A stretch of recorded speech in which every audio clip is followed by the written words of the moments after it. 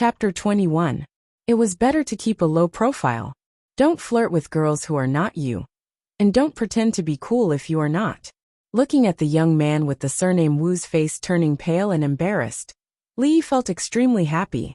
He couldn't even compose a qixi poem. And he still had the nerve to pretend to be cool here? Although Li couldn't compose it himself, he could copy it. After being here for so long, he had almost read all the books in the village. Although the people of Willow Leaf Village were not cultured, the books they had robbed were comprehensive enough for him to have a comprehensive understanding of this world.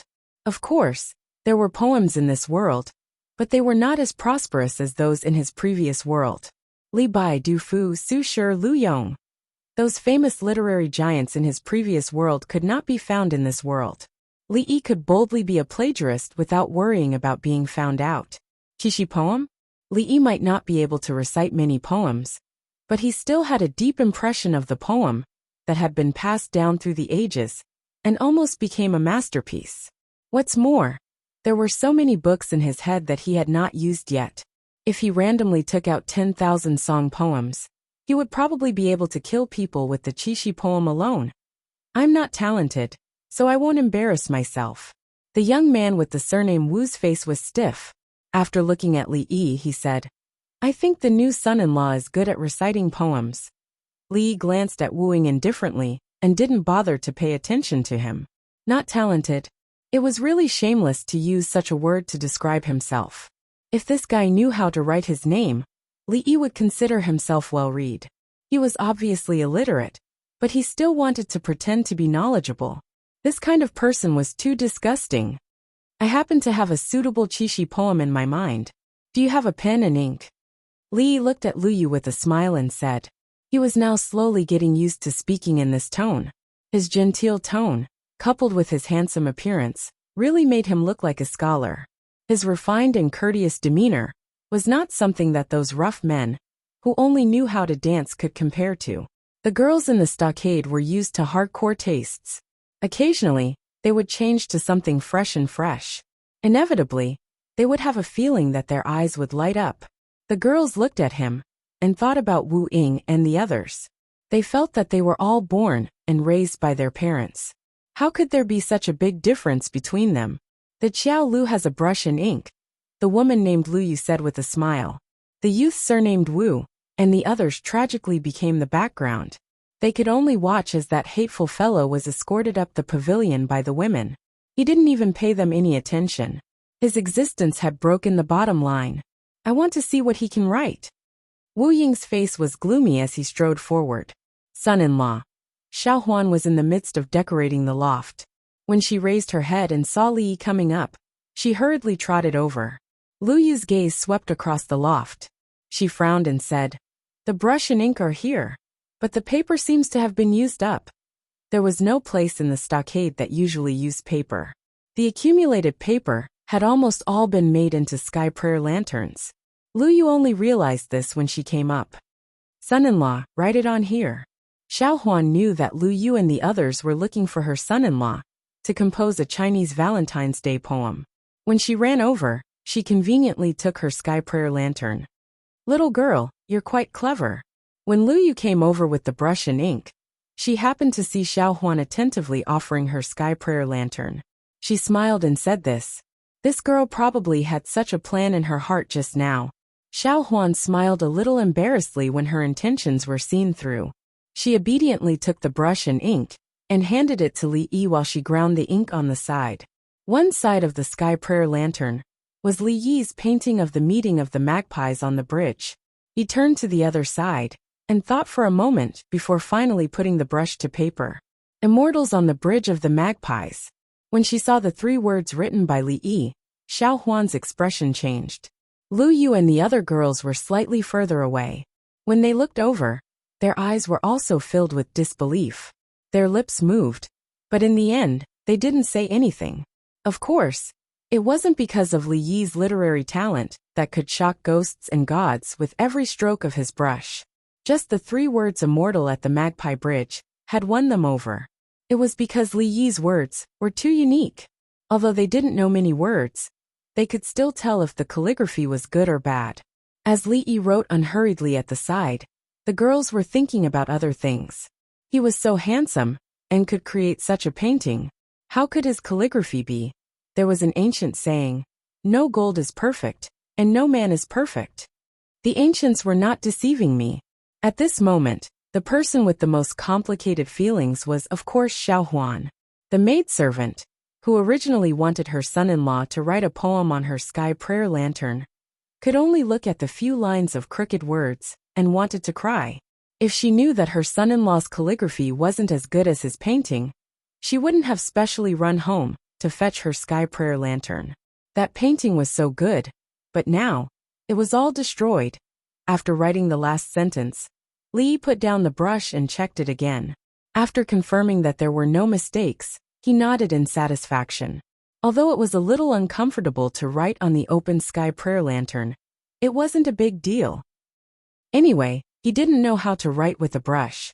These words were a little ugly compared to ordinary scholars, but they were still pleasing to the eye. At least he could distinguish them.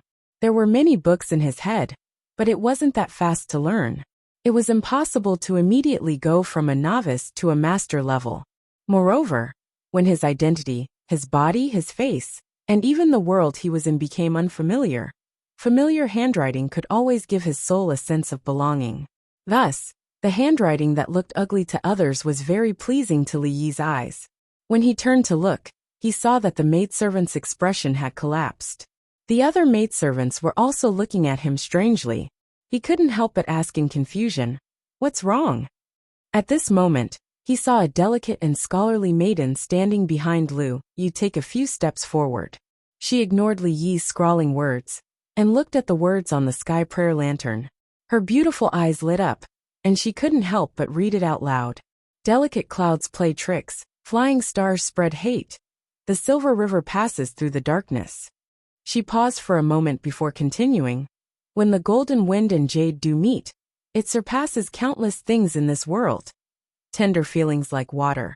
A good night is like a dream, enduring the magpie bridge to return home. If two loves last for a long time.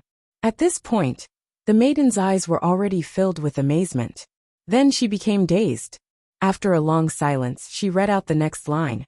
If two loves last for a long time, how can they stay together day and night? The maiden's surname was Qin. Her grandfather was Mr. Qin, who used to teach at the academy. She had been taught by Mr. Qin since she was young, so she was quite well versed in poetry. When she started to read out the words, the hall quieted down. Although the maidservants didn't understand poetry and couldn't even read, it was already very impressive for them to be able to write a poem. Moreover, although they didn't understand poetry, Qing did. Looking at her expression, they could guess that the Qixi poem written by Li Yi was quite good. The youth with the surname Wu, who was blocked by the maidservants, wanted to say a few derogatory words after Li Yi finished writing. However, he couldn't think of any words no matter how hard he racked his brain. When he saw Qing's intoxicated expression and the maidservants' reactions, he couldn't help but snort coldly and leave the pavilion. The outside of the city was lonely and cold, but the atmosphere inside the city was almost boiling. The peddlers and shouts were mixed with the deafening sounds of gongs and firecrackers. For the people living in this city, the nightlife had just begun. On the main roads of the city, there was an endless stream of carriages and horses, even before the sky turned dark.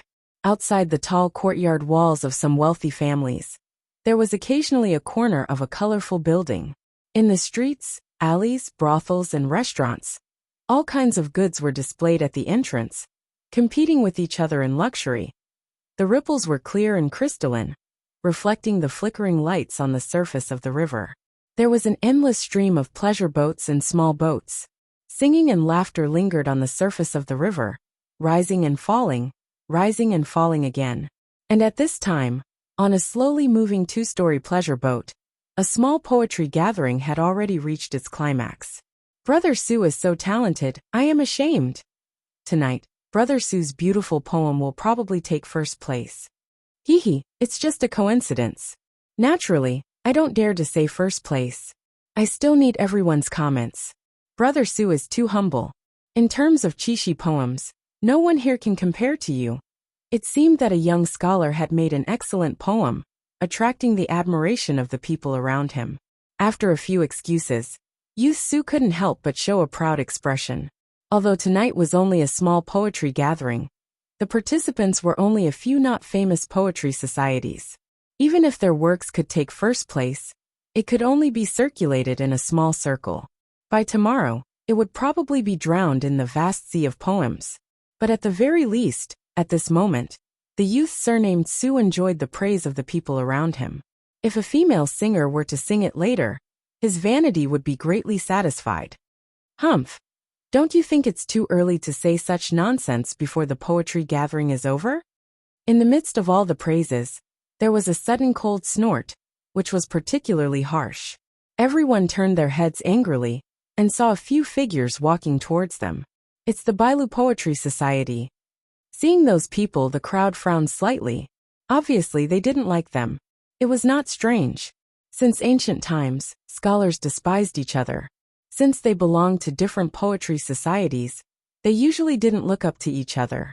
In the poetry gathering, they were even more competitive. In particular, the other party had spoken rudely just now. Naturally, they wouldn't be nice to them. Oh, what advice do you have, Brother Fong? Youth Su raised his eyebrows and asked. I can't say that I want to give advice, but I happened to get a Chishi poem by chance. How about asking the literary friends of the Dongli Poetry Club to correct it? A young man in a cyan gown at the front said lightly. I'm all ears. The youth Fong didn't stand on ceremony. There was a brush and ink on the table beside him. He simply picked up the brush and, after a moment of contemplation, started to write on the white paper. Everyone's eyes fell on the table at the same time. When the youth Fong wrote halfway, the group of people led by the youth Su slightly changed their expressions, and their expressions became somewhat unnatural. The style is sad and melancholy. Through the Altair and the weaving girl, it reflects the joys and sorrows of the human world. What a good poem! I'm afraid Su Wentian is still inferior to Fang Zhou. Those who could participate in the poetry gathering more or less had some cultural background. At this moment, the crowd looked at the poem written by the youth Fong. Compared with Su Wentian's poem, the former's poem was superior in both the choice of words and the idea. It was generally like this in the poetry gathering. Even if it was a rare good poem, it was common for others to beat it. It was not uncommon for a nameless poet to become famous and gain both fame and fortune with a good poem. This was the charm of poetry. After being defeated by his opponent with one poem, the youth Su led the people of Dongli Poetry Society to another place dejectedly. The victorious White Dew Poetry Society began to enjoy the praises of the crowd. At this moment, no one noticed that a female singer who had just finished singing walked out of the cabin and came to the deck. The female singer raised her head and looked up with a slight smile on her face. She went up the stairs to the top and walked to the side of the carved railing. She smiled at the woman who was leaning against the railing and looking at the river. Why did you come up alone? Just now several people had good poems. Do you want to go down and have a look? The woman turned her head slightly and revealed a beautiful face.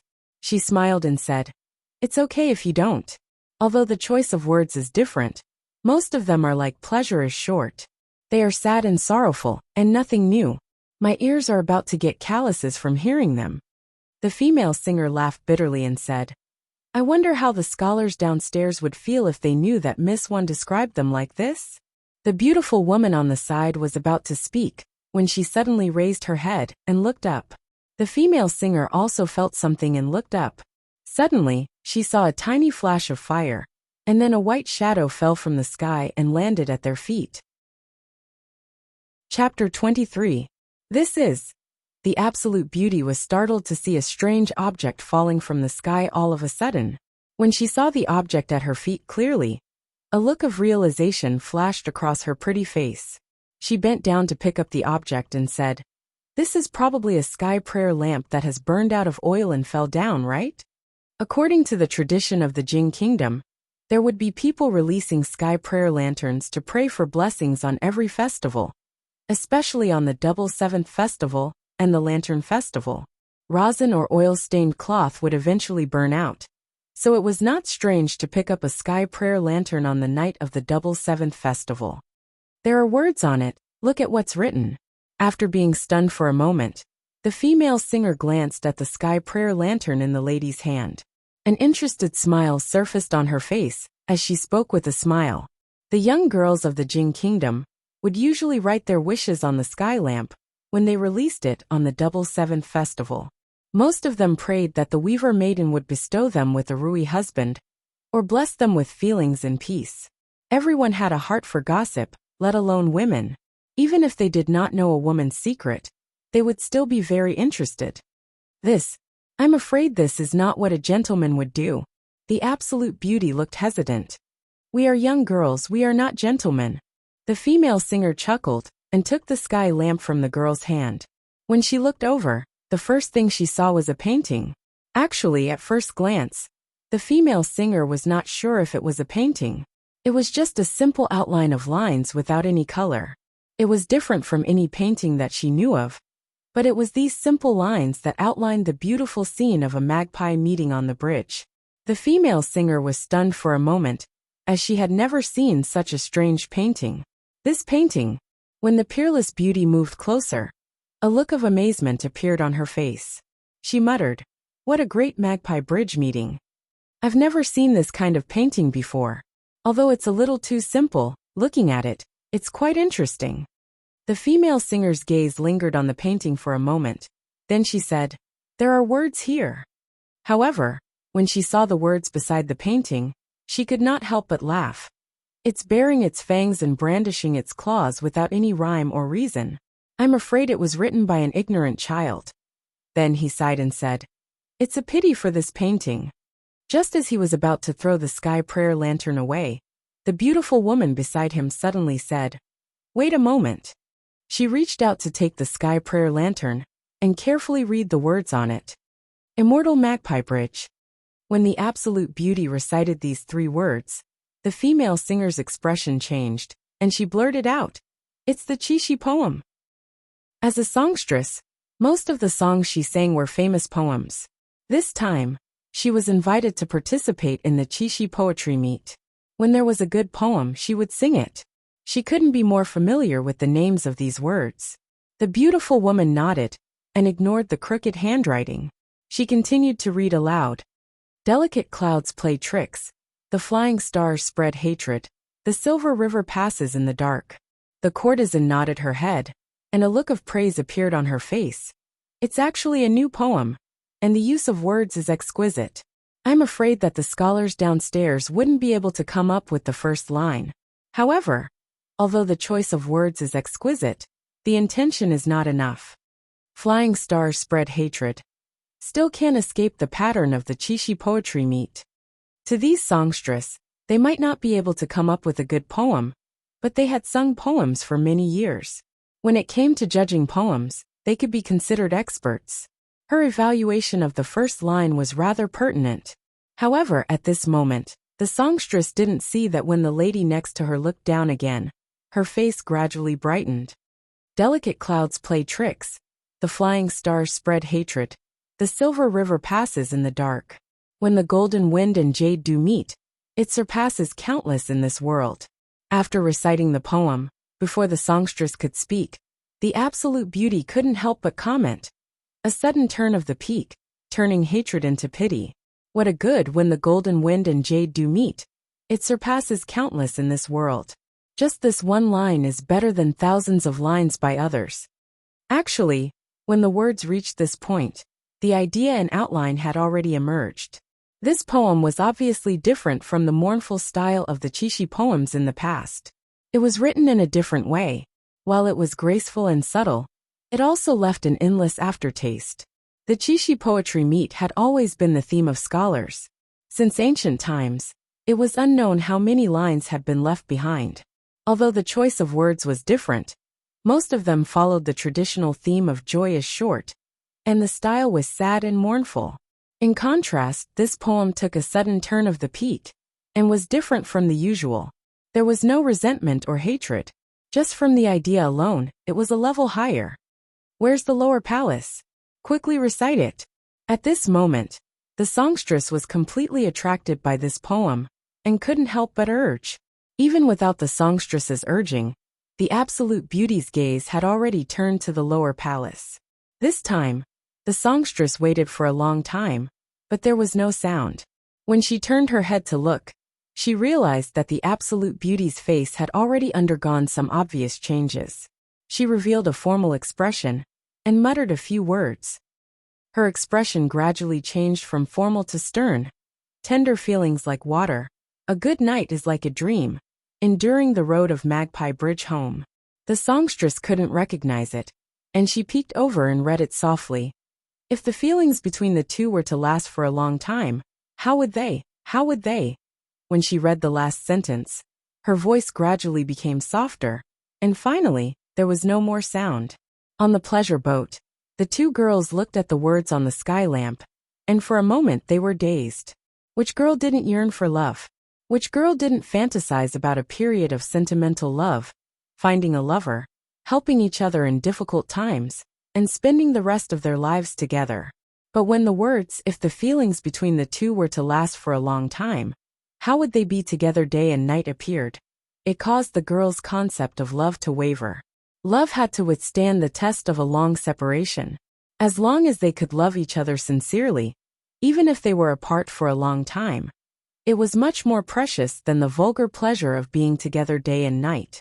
This was a difference in realm, and it far surpassed all the chishi poetry they had seen before. The absolute beauty's red lips moved slightly, and she couldn't help but sing the immortal Magpie Bridge. This was a poem that she was extremely familiar with. The song was light and spirited, as if it came from the clouds, and floated on the surface of the river far away. Slightly behind the two of them, two green-robed scholars stood at the staircase. When they heard the song, an extremely shocked expression appeared on their faces. I really didn't expect Lady Watching to be so talented, one of them murmured. What a good immortal Magpie Bridge. Whether it is the choice of words or the concept, they are all superb. We are ashamed that we can't compare. The person beside him had a look of shame on his face, and he tore the piece of paper in his hand that had his poem written on it into pieces. He was the publicly acknowledged winner of the Chishi Poetry Meet tonight, and he had wanted to bring his work up to be evaluated. After hearing the immortal Magpie Bridge, he no longer had that kind of thought. If the feelings between the two were to last for a long time, how would they be together day and night? I'm afraid that just this sentence alone is enough to be passed down through the ages. After an unknown amount of time, the absolute beauty sighed. Her pretty face still had an expression of endless recollection, and it was obvious that her mood had been affected by this poem. At the same time, the two scholars also quietly came down the stairs and walked into the cabin from outside. In a split second, several people surrounded them. Chapter 24. It was hard to leave one's homeland. On the night of the Double Seventh Festival, while others were busy dating girls, Lee couldn't control his emotions and tears streamed down his face because he missed his homeland. After missing his homeland enough, he still had to continue living. He didn't want to think about what the future would be like for the time being. What Lee should think about now was how to lead his family to prosperity. He said that the pain in the wind and rain is nothing. Wipe your tears and don't be afraid. At least we still have dreams. The servant girl was worried about her son-in-law, and secretly hid outside the window to eavesdrop. When the strange singing in the room gradually disappeared, the servant girl looked up and felt slightly relieved. She also prepared to go back to her room to sleep. The sky was full of stars. As it was midnight, the lively atmosphere in the Willow Leaf village gradually died down. A little further away, the sword-wielding girl leaned against a willow tree that was as thick as a few people. She sensed the steady breathing in the room not far away from her. She slowly exhaled a mouthful of murky air and disappeared into the darkness. At this time, Lee, who had already reunited with his homeland in his sweet dream, didn't know that because of his unintentional action, an invisible wave was gradually rising somewhere far away, back to the pleasure boat. When two young scholars walked into the cabin, they were still in a trance, as if they had suffered a great blow in their lives. At this time, there were already people surrounding them. "Brother Fong, how is it? How did Lady Ruoqing evaluate it? Tonight's double seventh festival poem was first place. Brother Fong must have been in the limelight in front of Lady Ruoqing this time, right? Of course. Brother Fong's poem, even in a large poetry gathering like Bishuan and Zhaowen, can be considered a masterpiece. Just now, after a round of competition, the scholar named Fang Zhou used an excellent qixi poem to beat everyone else and took first place in the poetry meet. Everyone praised him generously. That poem was indeed a masterpiece. Even if it was placed in one of the most popular poetry gatherings tonight, it wouldn't be buried. Tomorrow, when someone sorted out the most outstanding poems of tonight's poetry gatherings and compiled it into a book, Fang Zhou's poem might also be on the list. At that time, he would probably become famous. Just now, he had taken it out for Miss Ruoqing to appraise. Now that he had returned, everyone came forward to ask him about it. If he had heard everyone's praises just now, the scholar named Fang Zhou would definitely have enjoyed it immensely. However, at this moment, he only felt an indescribable irony. He smiled bitterly and said, "Regarding the matter of first place, everyone, please do not mention it again. My words are really not worthy of these two words. Sigh, Brother Fong is too humble." Indeed, when it comes to qixi poetry, no one here can compare to Brother Fong. When the crowd heard this, they all laughed and spoke, thinking that he was just being humble. Fang Zhou only shook his head and smiled bitterly. His expression was extremely awkward. After a while, the crowd also noticed that he was acting strangely, and the atmosphere finally began to change. Could it be that Brother Fong has seen an even better poem? Scholar Fong smiled bitterly and nodded. He took a few steps forward and walked to a table. He slowly said, "Just now, I heard Lady Ruoqing recite another qixi poem outside. Everyone, please take a look." With a wave of the brush, 3 large words appeared on the white paper. "Immortals at the Magpie Bridge." As each and every word was written out from Scholar Fong's hand, the noise in the hall gradually disappeared. Only the sound of the scholar's breathing gradually became heavier. When the last line of the poem was finished, the surroundings were so quiet that even a pin drop could be heard. After a while, a huge uproar drowned the entire room. Li, the singer and the beautiful woman muttered this name as they walked down the stairs. Suddenly, she turned her head and asked, "Does Ruoqing know this scholar?" The beautiful woman had also been thinking about this question. She shook her head and said, "I've never heard of him before. But for the sky prayer lantern to be picked up by you and me, he must be a scholar nearby. But this name is really unfamiliar. With the standard of a normal scholar, I'm afraid they would never be able to write such a good poem in their lifetime. Could it be one of those few?" A look of suspicion appeared on the singer's face. She then said a few names. These people were all famous scholars in Qing'an Prefecture. Their accomplishments in poetry were very deep, and many of their poems were widely read. Putting aside the fact that the name is different, just this handwriting. The lady named Ruoqing shook her head. After hesitating for a moment, she finally said, "Just this handwriting alone is not something that an ordinary scholar could write." There was another sentence that she didn't say. With her accomplishments in poetry, she could naturally see that even the people that the singer had just mentioned were far from being able to write such a poem. After a while, the two of them had reached the door of the hall. The singer pushed the door open, and the two of them stepped in. Suddenly, they felt that the atmosphere was a bit strange. When they looked up, they found that the hall was frighteningly quiet. The scene of loud chatter was no longer there. Everyone was looking at them with a strange expression. The two women's hearts shook. They didn't know what had happened. At this moment, the scholar surnamed Fong stepped forward and smiled bitterly at the beautiful woman. Chapter 25. When Li Yi woke up, the sky was already bright. He estimated the time, and found that it was almost 10 o'clock in the future. In the past, Xiao Huan would wake him up early. After washing up, it was time to go to school to teach the naughty children. Today was the first day after Chinese Valentine's Day. By right, Li Yi should be telling the naughty children about the battle between the Monkey King and the Yellow Wind Monster. But according to the time he woke up today, if he went to school now, the class would be over by the time he got there. After getting dressed, he just got out of bed and saw Xiao Huan coming in with a basin of water. She looked up and saw Li Yi saying, "Young master, you're awake. Why didn't you wake me up this morning?" After sleeping for a long time, Li Yi still felt a little dizzy when he got up. He rubbed his swollen head and asked, "I saw that you were sleeping soundly this morning, so I didn't wake you up." Xiao Huan put the copper basin on the shelf and said, "Young master, wash up first. I just went to the school and told the children to come to class tomorrow." In fact, Li Yi didn't have the mood to teach the naughty children today. He casually washed his face with the water in the copper basin and symbolically wiped his face with a dry cloth. In this era, there was something called soap, which was equivalent to the soap of the future. But it was used by high officials and nobles to wash their faces or bathe. Ordinary people couldn't afford it at all. Li Yi had long been thinking about how to make soap. As an Aquarius with a little obsessive-compulsive disorder, it was hard to bear not being able to wash his face clean every day. After washing his face, he dipped a willow branch in a little salt and brushed his teeth simply. Salt was still very expensive in this world. Almost no poor people would use salt to brush their teeth. But he did not want to learn from Xiao Huan, chewing on willow branches to clean his teeth. That thing tasted too bitter. It was not that bad.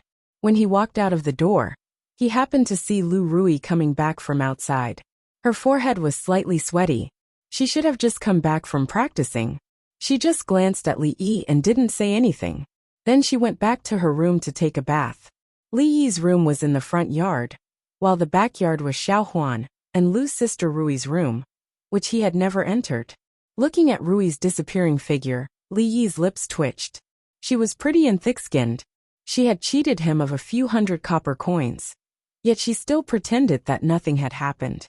At the very least, Li Yi could not do this. "Hey, Xiao Huan is here." A rough voice suddenly came from the side, startling Li Yi. When he turned his head, he saw a burly middle-aged man walking into the courtyard. When he saw this man, Li Yi's body trembled and his face immediately darkened. The burly man and him could be considered old acquaintances. Seeing this, the man was stunned again. Then he scratched his head in embarrassment. "I'm really sorry. My hands are strong and I forgot that you are a scholar. Your body is weak, please don't blame me." Li Yi's face twitched a little. He wondered if this guy's honesty was fake. "Well, if there's nothing else, I'll go back first. My family is still waiting for me at home." The man rubbed his hands and said with some embarrassment, "Goodbye, Uncle Fong." Watching the man's figure disappear from afar, Xiao Huan sighed and said, "Son-in-law, you shouldn't have accepted these 2 pheasants just now." As Li Yi rubbed his still aching shoulder, he asked in confusion, "Why?" Previously, Master Fong's family was indebted to Uncle Fong's family. Now there are only 2 young ladies left at home. Uncle Fong often sends some things over, and some of Master's old brothers from back, then also help out with anything. The little servant girl's pretty eyebrows furrowed. She said, "Usually, the young lady doesn't let Xiao Huan accept these things. Their lives are not good." If the pheasants in his hands were the 2 hens from Lady Wu's house, Li Yi would definitely kill them and pluck their feathers without any psychological burden. One would make fried chicken steak, and the other would make chicken soup. But hearing Xiao Huan say this, he suddenly felt that the pheasants in his hands were much heavier. It was not good to accept kindness for no reason. Li Yi thought for a moment and said, "How about this? We cook these 2 pheasants and send some to them as a return gift. What do you think?" Hearing this, the little servant girl's eyes suddenly lit up.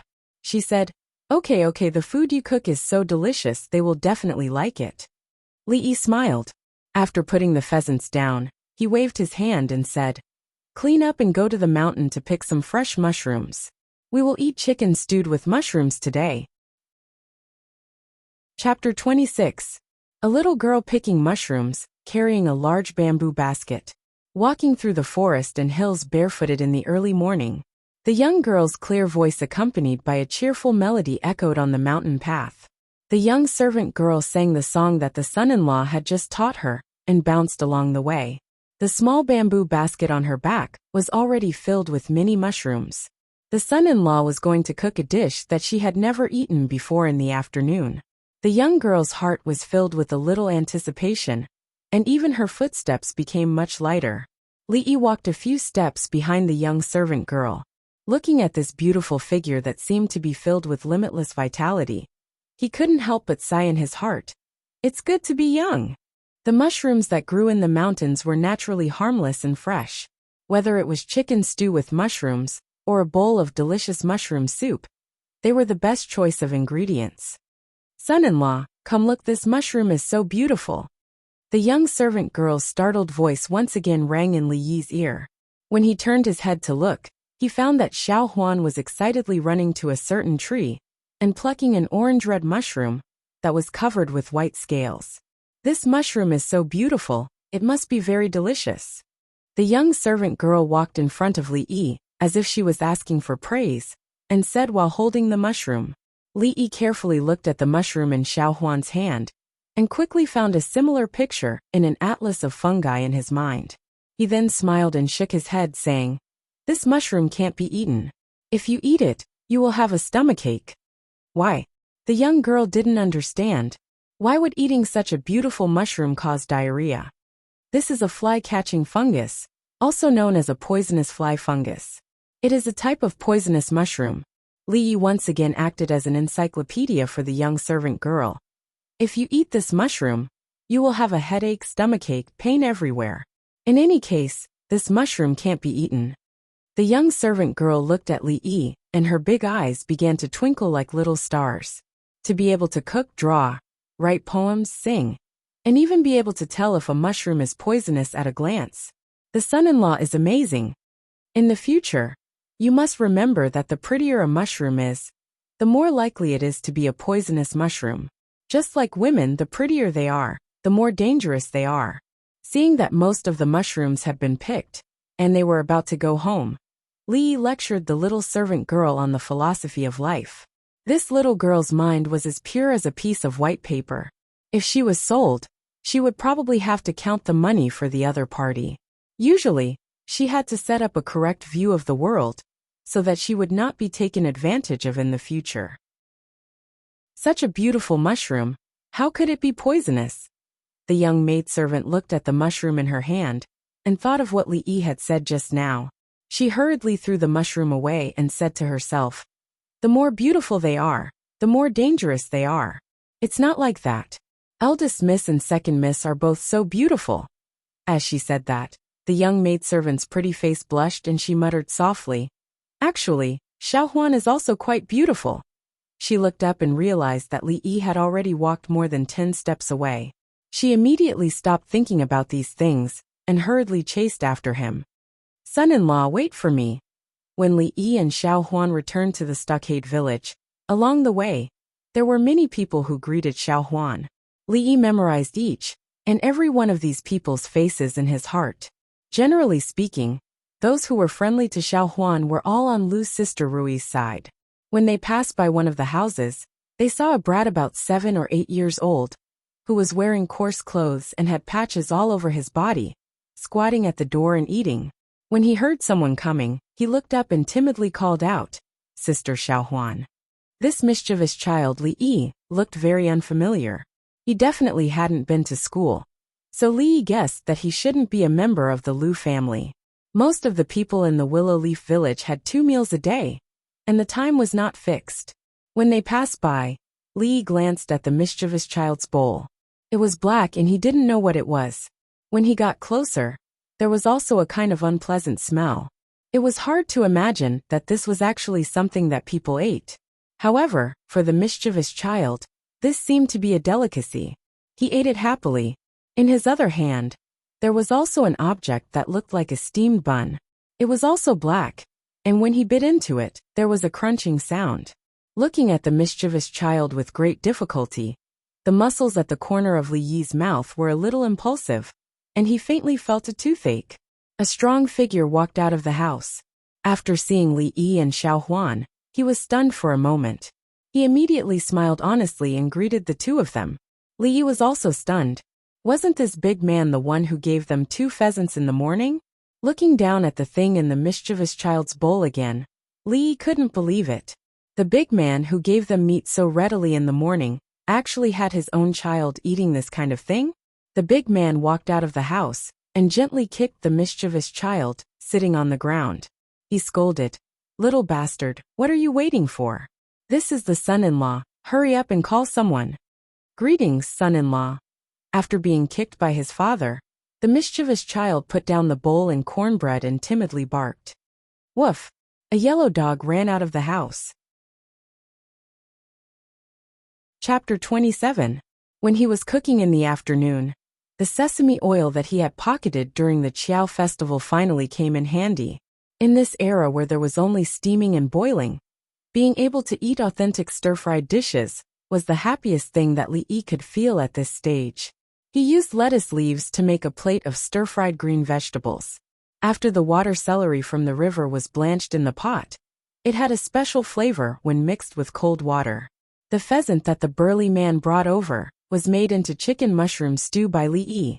They were all fresh ingredients, plus a simplified version of kung pao chicken, and a delicious mushroom soup. 2 meat dishes, 2 vegetables, and 1 soup. In the future, it might seem a little shabby, but now, it made Li Yi feel like he was celebrating the new year. For many people living in the Willow Leaf Village, they might not even be able to eat so much during the new year. Xiaohuan. When the last mushroom soup was out of the pot, Li Yi tasted it. It tasted pretty good, so he shouted towards the door. The little servant girl ran in like the wind and hurriedly said, "Young master, what's the matter? Take some of these dishes and send them to Uncle Fong's house. We'll start eating when you come back." Li Yi took off his apron and said to Xiaohuan while washing his hands, "I'll go right away." Xiaohuan was already craving for food just by smelling the fragrance of the dishes. She quickly found a food container from the kitchen, washed it, and divided a portion of each dish. At this moment, in a dilapidated courtyard, a dirty child looked at the burly man named Fong and said weakly, "Father, I'm hungry." A woman in coarse clothes touched her child's head lovingly, and a trace of helplessness flashed in her eyes. The burly man glared at a dog that was limping in the courtyard. In the end, he did not manage to snatch back the last cornbread. When he turned his head, a trace of bitterness appeared on his face, and he said, "Bear with it a little longer. When I get my salary tomorrow, I'll come back and buy you some steamed buns." Hearing the word steamed buns, a trace of color suddenly appeared in the child's eyes. He nodded his head and said, "Father, I'm not hungry anymore. I'll go out and play." Looking at the back of the child who seemed to be full of energy, the big man shook his head helplessly. For them, as long as the harvest of 1 year was bad, the following year would be a torment. At the same time, the naughty brat, who had just opened the door and was about to run out, saw a figure at the door. He suddenly stopped in his tracks and stood there, calling out in a low voice, "Sister Xiaohuan." The big man turned his head and saw Xiaohuan standing at the door. He hurried over and asked, "Xiaohuan, why are you here? Is there something on Mrs. side?" "That's not it." Xiaohuan smiled and handed over the food box in her hand, saying, "Son-in-law asked me to send this over." "What is this?" The burly man was a little puzzled as he opened the lid of the food box. In an instant, a rich aroma wafted out. When the naughty brat smelled it, he took a deep breath. A trace of saliva flowed from the corner of his mouth, and his stomach began to growl again. The big man was stunned for a moment and immediately said, "No, no, Xiaohuan, quickly take these back." For those living at the bottom of society, food was always the most important. This was because only by surviving would they have the right to talk about other things. The food that the burly man usually ate at home was just a few grains of rice mixed in with some wild vegetables, and that was enough to last them through the winter. However, there were vegetables and meat in the food box. Just the aroma alone was enough to make him drool. To the burly man, this was already an extremely valuable item. Xiaohuan did not take the food box. She smiled and said, "Uncle Fong, just take it. We can't finish it anyway. Son-in-law is still waiting for me to come home for dinner. Goodbye, Uncle Fong." "Xiaohuan, Xiaohuan," the burly man called out a few times. Seeing Xiaohuan's figure gradually disappear into the distance, he could only smile helplessly. When he turned his head, he saw his child standing there, staring straight at the food box in his hand and swallowing his saliva. Gulp. As if he could no longer resist the temptation of the delicacies, The burly man also swallowed his saliva. The brat beside him wanted to laugh, but did not dare. His face turned red. Little brat. The big man lightly kicked the naughty brats but cursed. He handed the box of food to the woman behind him and said, "Don't eat it all at once. Save some and eat it tomorrow." Just as the burly man's family sat around the table and were about to swallow their tongues in front of the delicacies they had never eaten before, Li Yi was also sitting at the table. Two pairs of eyes looked at him in confusion. After a long time, Lu Rui was the first to ask, "Is today an important day?" "No." Li Yi shook his head and said, "If it's not an important day, then why is the food so sumptuous?" The confusion in Lu Rui's eyes deepened. Because of willfulness? Li Yi really did not know how to answer this question. Wasn't it just cooking 2 extra dishes? Did he really have to give a reason? Couldn't he make a good meal for the brat to reward him for being tired from class? This reason did not seem very convincing, because he had not taught the brat for a few days. He sighed in his heart. It seemed like he had to quickly improve the family's living standards. He really could not stand the days where he could only eat a piece of meat during the holidays. He picked up a piece of chicken meat and tasted it. He could not help but nod in satisfaction. As expected of a second-class protected animal, the taste was not something the hens raised by Madame Wu could compare to. Lu Rui glanced at him and did not say anything. After all, the food she ate every day was worlds apart from before. In comparison, she was not so concerned about the source of the food. As for how many chickens Madame Wu had lost, it had nothing to do with her. She had never eaten the 2 dishes in front of her before. They smelled good. Soon, Lu Rui's attention was diverted elsewhere. Oh right, there's almost no food at home. After dinner, it was Li Yi who cleaned up the mess as usual. When Lu Rui walked out, Li Yi said casually. The footsteps at the door paused, and soon a voice was heard. "Rui will go down the mountain tomorrow. I will ask her to buy some food." Go down the mountain? Li Yi's eyes lit up when he heard that. Green Willow Mountain was located in the Qing and prefecture of the Jing Kingdom. After going down the mountain and walking along the official road for about 2 hours, the prefecture was located. Li Yi had been on the mountain for quite some time. Although he had 100 copper coins in his wallet, he could not spend them on the mountain. He had long wanted to see the prosperous world below the mountain and experience the luxurious life of the ancient times. He wanted to know what it was like. The buildings on both sides of the street had rolled-up eaves with carved balustrades and painted phoenixes. It was full of ancient vibe. Passers-by dressed in ancient costumes passed by him, which made Li Yi realize once again what kind of world he was in now. The horse that the burly man with the surname Fong was leading was certainly not the property of the Willow Leaf Village.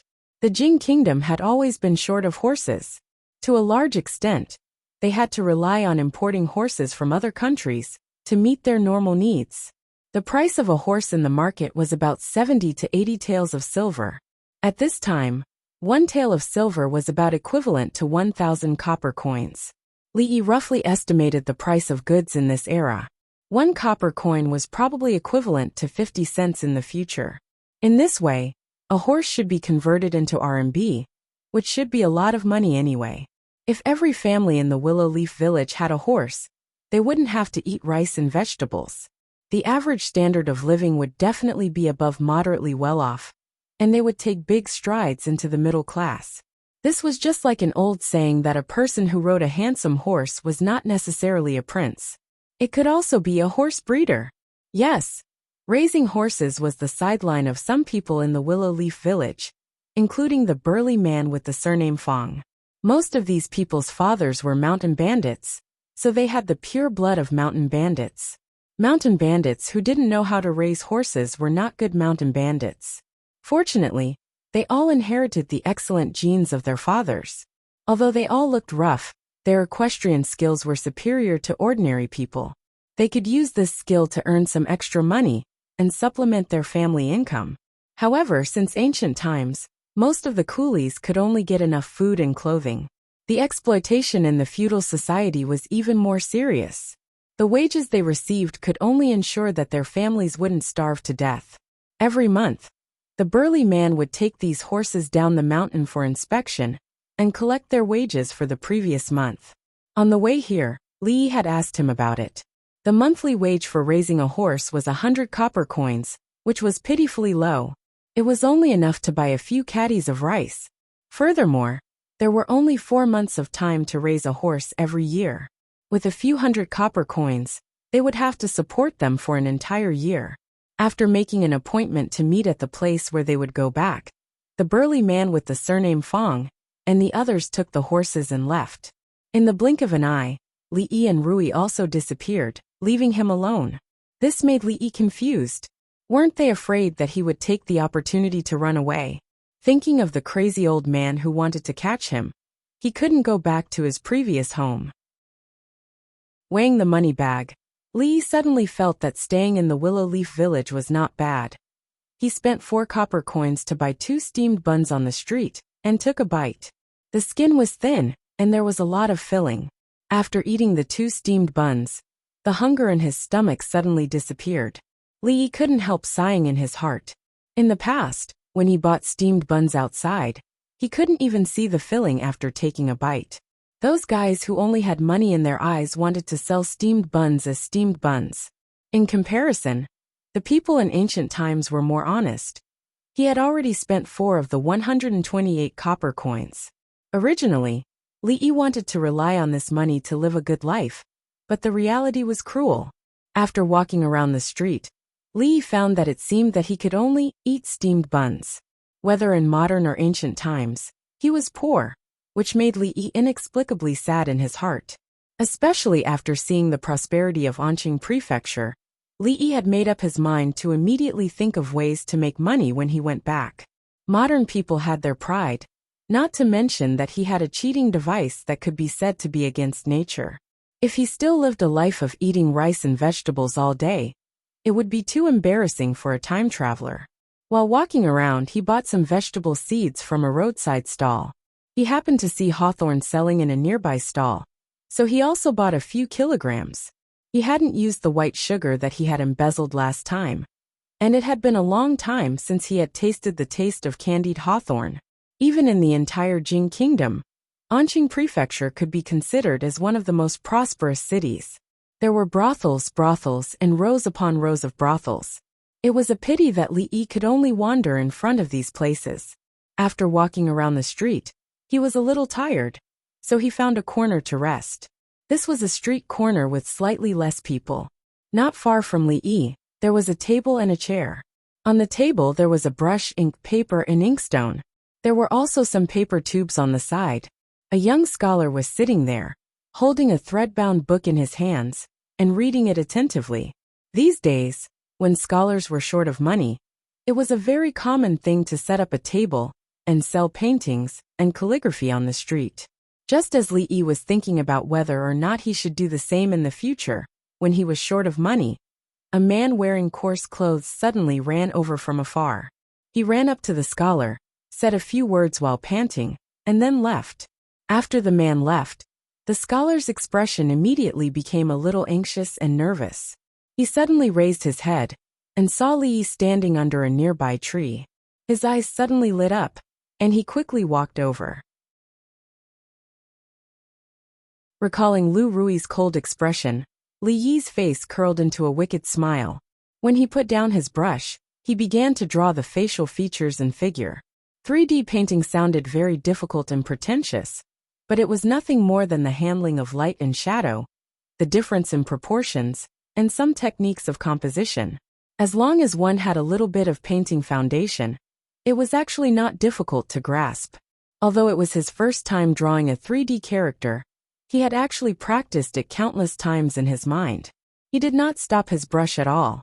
Not long after, a woman who looked similar to Lu Rui appeared on the Xian paper.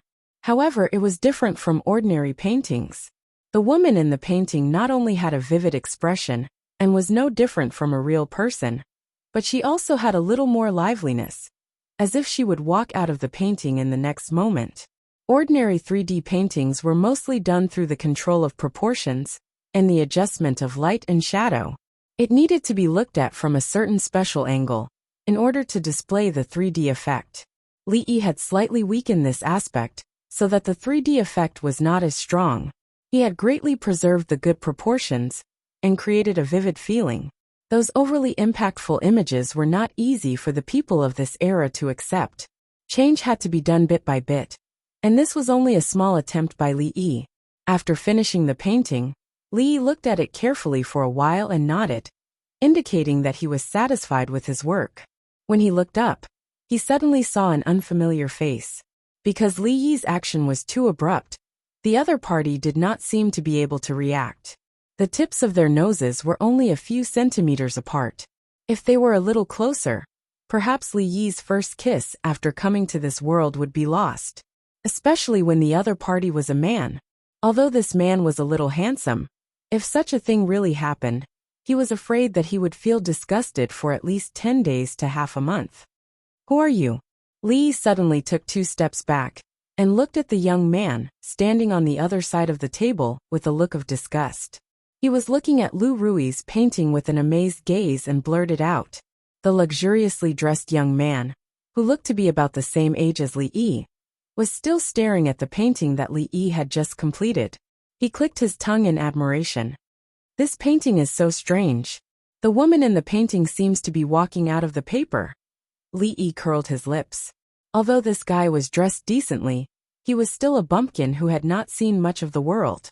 It was just a 3D painting, and he was already so surprised. This painting is really strange, the young man murmured. Then he looked up at Li Yi and said with interest, "Use this style and draw one for me." No. Li Yi did not even look at him. He said lightly and sat back in the chair. After standing for so long, his waist was sore. It was still more comfortable to sit. Why? The young man was stunned when he heard this and asked, "Sorry, my principle is to only paint women, not men." Li Yi said lazily. The young man raised his eyebrows. He did not expect that a street art dealer would have such a rule. He looked at him from head to toe and suddenly said, "1 tael of silver." 1 tael of silver? Li Yi heard this and was slightly moved. 1 tael of silver was almost equivalent to 1,000 copper coins. With the current market price, it was enough to buy 2 meters of rice. 1 meter of rice was about 150 caddies. Even if they ate rice every day, it would be enough for a family of 4 to eat for a long time. Looking at this guy's clothes, he did not look like a poor person. Just the jade pendant hanging on his waist was probably worth a lot of money. He should not be lying. However, as a man, how could he bend his back for a mere 2 meters of rice? Li Yi shook his head and said, "I won't paint for 1 tael of silver." 5 taels. The young man saw that Li Yi was obviously moved, and his lips curled into a smile as he spoke again. 5 taels of silver, 10 meters of rice. Li Yi's expression was conflicted. After a long time, he squeezed out a few words from his throat. "I won't paint for 5 taels." As a man, he would not bend his back even for 10 meters of rice. 10 taels. The young man's expression was calm as he spoke again. As soon as he finished speaking, Li Yi abruptly stood up from his chair. This sudden action startled the young man. At the sight of this scene, a few figures who were squatting in a corner nearby stood up abruptly, their hands involuntarily reaching for their waists. At this moment, Li Yi warmly patted the young man's shoulder and smiled. "When I first saw you, I felt a sense of familiarity. Now that I think about it, you look very much like an old friend of mine. Based on this point alone, what harm is there in breaking the rules today?"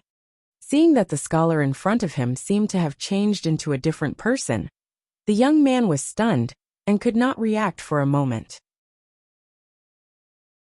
Chapter 30. This scholar is also a wonderful person. After about an hour, the young nobleman glanced at Li Yi and nodded with satisfaction as he held the portrait that Li Yi had just drawn for him. He snapped his fingers lightly, and a passerby who was squatting at a nearby stall immediately stood up. He took out a silver ingot from his bosom and threw it on the table in front of Li Yi with a paw sound. The money and goods were settled. Seeing the young nobleman walking away, the passers-by around him suddenly reduced by half. Li Yi imitated the scene in the TV and bit the ingot with his teeth, but he didn't bite anything. He raised his head and saw that the passers-by were looking at him with an unusually fiery gaze. He hurriedly put the silver ingot in his bosom. To some extent, this was the first pot of gold he had truly earned after coming to this world. Don't look down on these 10 taels of silver. With the current market price of 1 tael of silver, 1 tael of silver could buy 2 stone meters of rice. These 10 taels of silver were enough for a family of 4 to live on for several years. Touching the silver ingot in his bosom, Li couldn't help but sigh in his heart. The people in the city were indeed rich. In this way, he only needed to draw a painting like this every day, and he would soon be able to live an early retirement life. Of course, this was only the most ideal situation, except for that nobleman who looked dignified, but seemed to have a screw loose in his head. There were probably not many people who would spend 10 taels of silver to buy such a painting. With the silver ingot in hand, Li Yi's mood was much better. He lay comfortably on the chair and basked in the sun while waiting for the scholar to come back. This time, he didn't have to wait for long. The figure of the scholar hurriedly ran over. The two of them exchanged some greetings. The scholar gratefully held on to Li Yi's hand and didn't let go. He kept saying thank you until Li Yi noticed that the passers-by's gazes had changed. Only then did he hurriedly wave his hand, indicating that he wanted to leave. Of course, before he left, he took the portrait of Rui with him. The scholar didn't say anything about it. Instead, he told Li Yi his address and invited him to come over and compare his painting skills when he had the time. Holding the 10 taels of silver, Li Yi felt a lot more at ease. He could now pay for the things he couldn't afford just now. However, he already had a lot of things in his hands. It would be better to wait for the big fellow surnamed Fong and the others to return. After all, there was free labor for him to use. It would be a waste not to use it. He walked to the big willow tree where he had agreed to meet Lu Rui and the others. He found a clean rock and sat down, waiting for Mr. Fong and the others to return. Chapter 31. Damn Daoba. What did you just say? Say it again for me to hear? Surrounded by more than 10 burly men in the narrow alley, the handsome scholar looked disdainfully at the leader of the group, Daoba. His voice was clearly transmitted to everyone's ears. The people behind Daoba were stunned. They didn't dare to believe that at this moment, this scholar actually dared to say such words? Was he not afraid of death? It should be known that the boss hated it when people mentioned the word Daoba in front of him. Quietly looking at the boss's ashen face, everyone couldn't help but take a step back. They were worried that the scene that was about to happen would be too cruel and bloody. What did you just say? Say it again? Daoba looked at Li Yi with an ashen face. His eyes flashed with a dangerous glint. It's fine if you're ugly, but to think that there's something wrong with your ears as well. Just what kind of beliefs have supported you to live until now? Li Yi looked at the scarred man with a pitiful gaze and said with some pity, what kind of belief has supported me to live until now? The people behind Daoba were stunned when they heard this. They didn't immediately understand the meaning of this sentence. When it came to scolding people, as a young man of the 21st century, Li Yi's level was clearly several streets ahead of the people of this era. These ruffians who hadn't even read a book, who knew how many brain cells had died. It took a while for them to understand the meaning of this sentence. Afterwards, everyone looked at Li Yi with a strange expression. In their eyes, there was actually a faint kind of worship. This scholar's mouth was too poisonous. These ruffians of the ancient times were usually full of profanities, but it was just trash, stupid pig, and other vulgar words that didn't have any technical difficulty. Those with a little bit of cultural literacy might say a few words in classical Chinese, such as your mother's maid, your mother is a concubine, and so on. But who would take swearing to such a high level? What kind of belief has supported you to live until now? There wasn't a single profanity in this sentence, but if one were to talk about the meaning, it was more profound than all the swearing. This was simply raising swearing to a new level, courting death. The scarred man's face had long since turned red. Li Yi's words had successfully aroused his anger, making him want to immediately destroy the scholar in front of him and completely disappear from this world. As he roared, he clenched his fist and smashed it toward Li Yi's face. The 2-meter-tall man had an incomparably sturdy physique. One of his arms was as thick as Li Yi's thigh. The muscles on his exposed arms were bulging, and his sandbag-sized fists carried a whistling sound, full of momentum. Li Yi was stunned for a moment, and he immediately retreated to Lu Rui's side. Then he felt terrible. He had been so confident earlier, because he had a hostage in his hands. Now that the sword on the scarred man's neck was gone, could the two of them? Could Lu Rui deal with so many ruffians alone? After feeling the sword on his neck disappear, the scarred man suddenly took 2 steps forward and returned to the middle of the ruffians. He reached out his hand to touch his neck, only to realize that there was a bloodstain on his hand.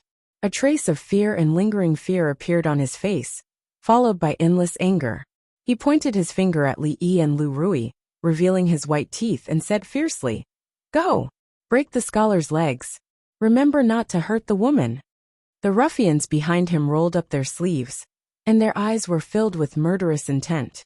When they looked at Lu Rui, their eyes swept over her body, and they couldn't help but lick their lips, and a trace of greed appeared in their eyes.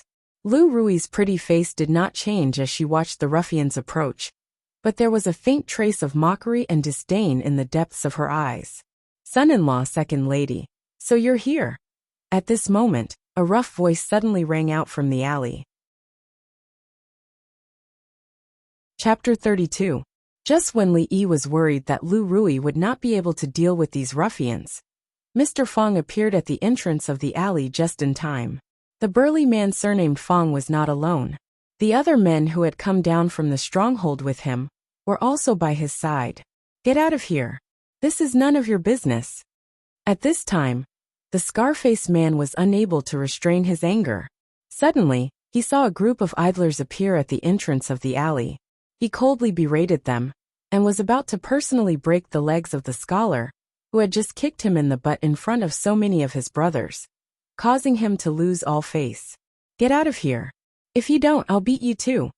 Seeing that the few Tian Shihan were still standing at the entrance of the alley, even though their big brother had already given the order, he immediately yelled out in anger and walked towards the burly man surnamed Fong. There were more than 10 people on their side, and the number of people on the other side was less than half of their number. The young man was not afraid when he walked over. He pointed at Mr. Fong's nose and scolded, "What are you still doing here? Hurry up." He swallowed the word "get out" before he could say it. To be precise, he was kicked back by Mr. Fong. Although he hadn't figured out what was going on, this group of ignorant ruffians was obviously looking for trouble with the son-in-law and the second Mississippi. How could the burly man surnamed Fong be polite to them? He lifted his foot and kicked them. A figure suddenly flew from the entrance of the alley. He crossed a distance of 2 or 3 feet and smashed into the crowd. 2 people were instantly knocked down to the ground.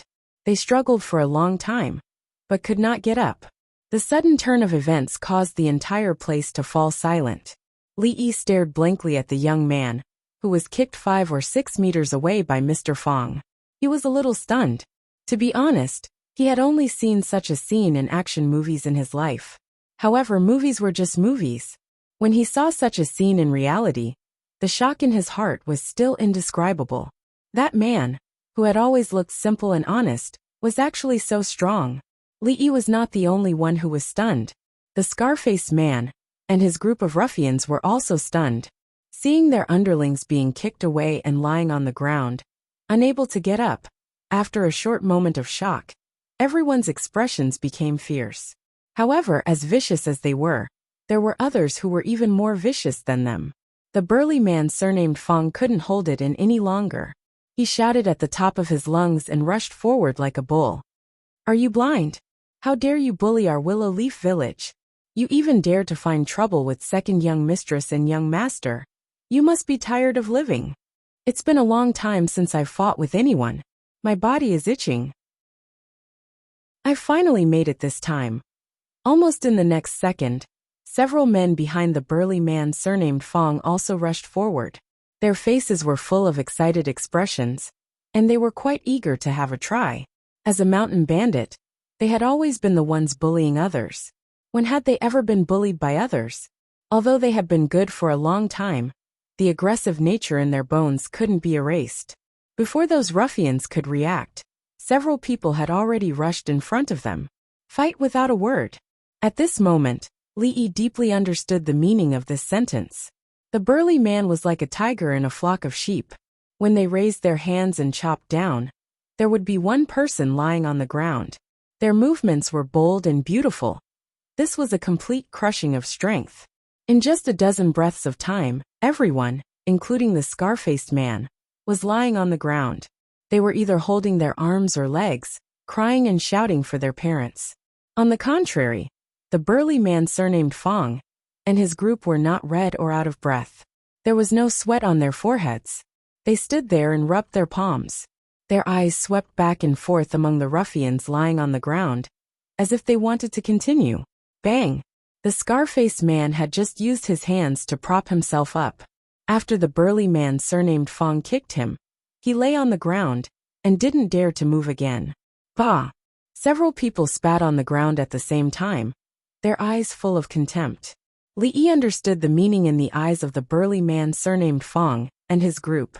You scum with less than 5 battle power. You don't even have the qualifications to make this take action. He watched as the usually smiling, straightforward, and honest men turned into super science one by one, completely different from the people he knew before. They were just a group of farmers, but they actually had 2 faces. Even Li had begun to suspect whether this group of people had a split personality or something. However, this was not important for the time being.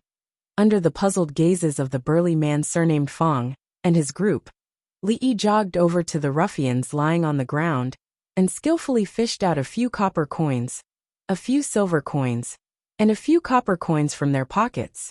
At this moment, he was thinking that since the other party wanted his silver, they would naturally have to pay the same price. This group of poor people didn't even bring more money when they came out. This bit of money wasn't even enough to compensate him for the mental damage. Li, who was busy collecting the mental damage compensation, didn't know that the burly man surnamed Fong and the others behind him were watching his skillful movements with their mouths agape. Damn, this awareness, this technique. Who the F***ck is the real bandit here? In a short while there were already many people outside the alley. Since ancient times, those who were watching a good show would never complain about things getting bigger. In this era where entertainment wasn't abundant, even if it was a fight, there would be people watching it as a good show. Watching a few unfamiliar men beat up the famous ruffians of this generation to the ground, the crowd was shocked, but also felt incomparably carefree, and couldn't help but cheer loudly. Warrior, well fought. What a delightful sight. This group of ruffians should have had this day a long time ago. What are you all crowding around here for? Out of the way, out of the way. The bailiffs are here. After a burst of noise, a few people wearing the uniforms of bailiffs with weapons in their hands squeezed in from outside. When they saw the situation in the alley, they shouted loudly and ran inside. The bailiffs are here, let's retreat. Seeing this, the burly man surnamed Fong laughed loudly and sprinted to the corner of the wall. With a leap, he used the tip of his toes to push off the wall twice and climbed up the high wall with one hand. In the time of 2 breaths, he had already disappeared over the top of the wall. Second miss, I'll leave the son-in-law to you. The rest of the people also laughed and imitated the burly man surnamed Fong, climbing up the wall like nimble monkeys. In his heart, Li was still amazed at the speed at which they climbed up the wall. If they were in the modern era, they would definitely be outstanding neighbors.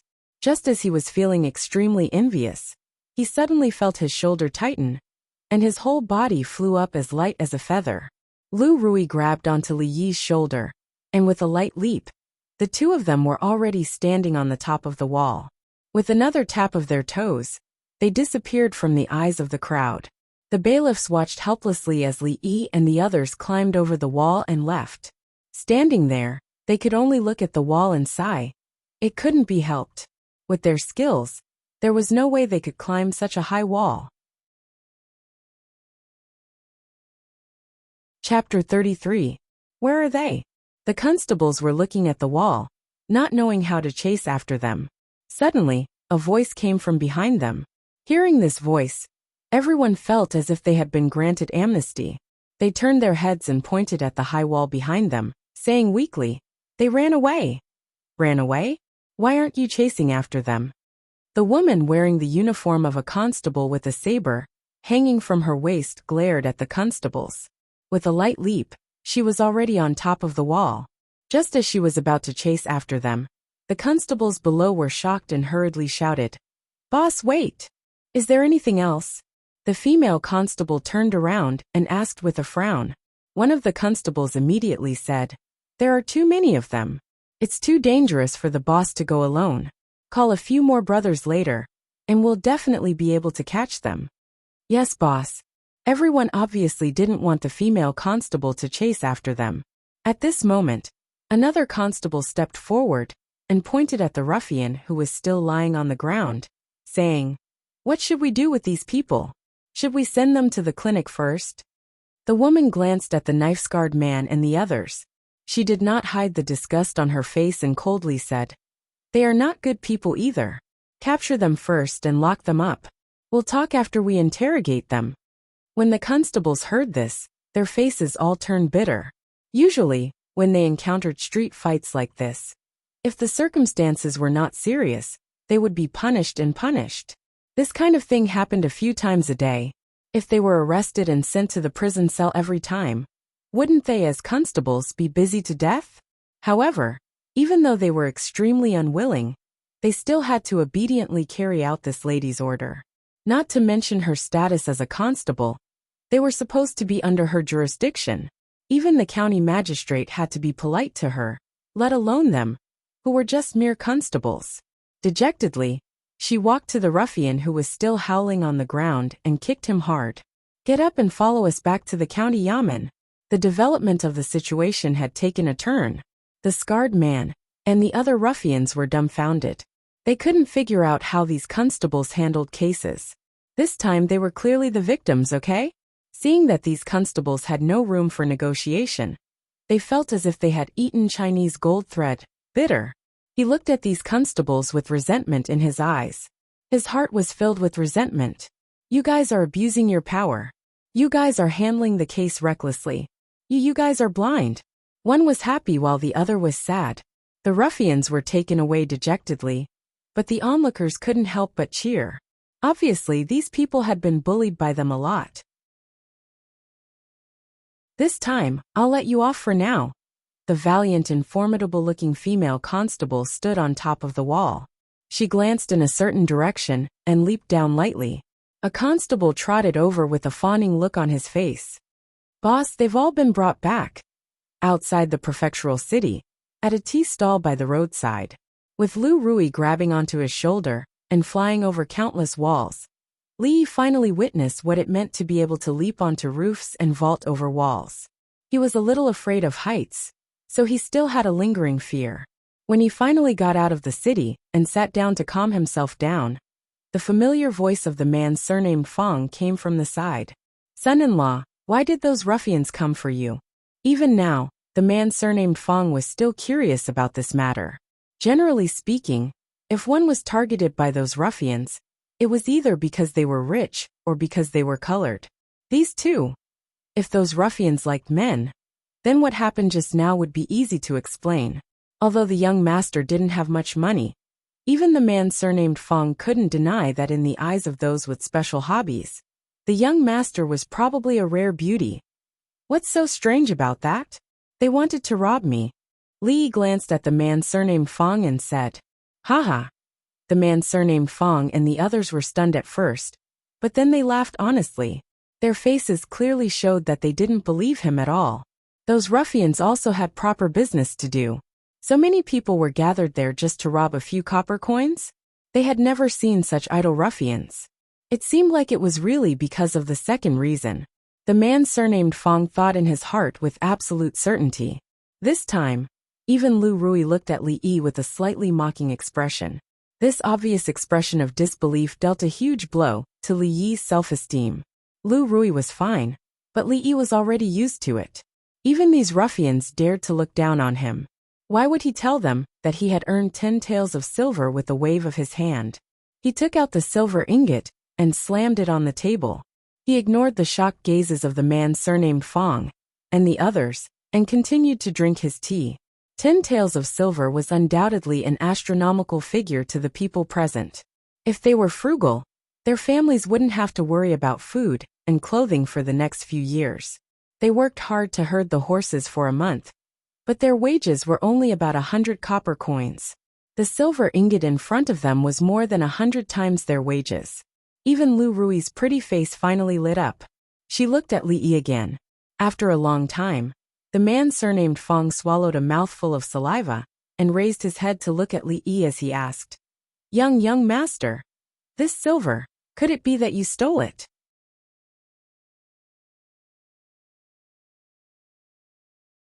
Chapter 34.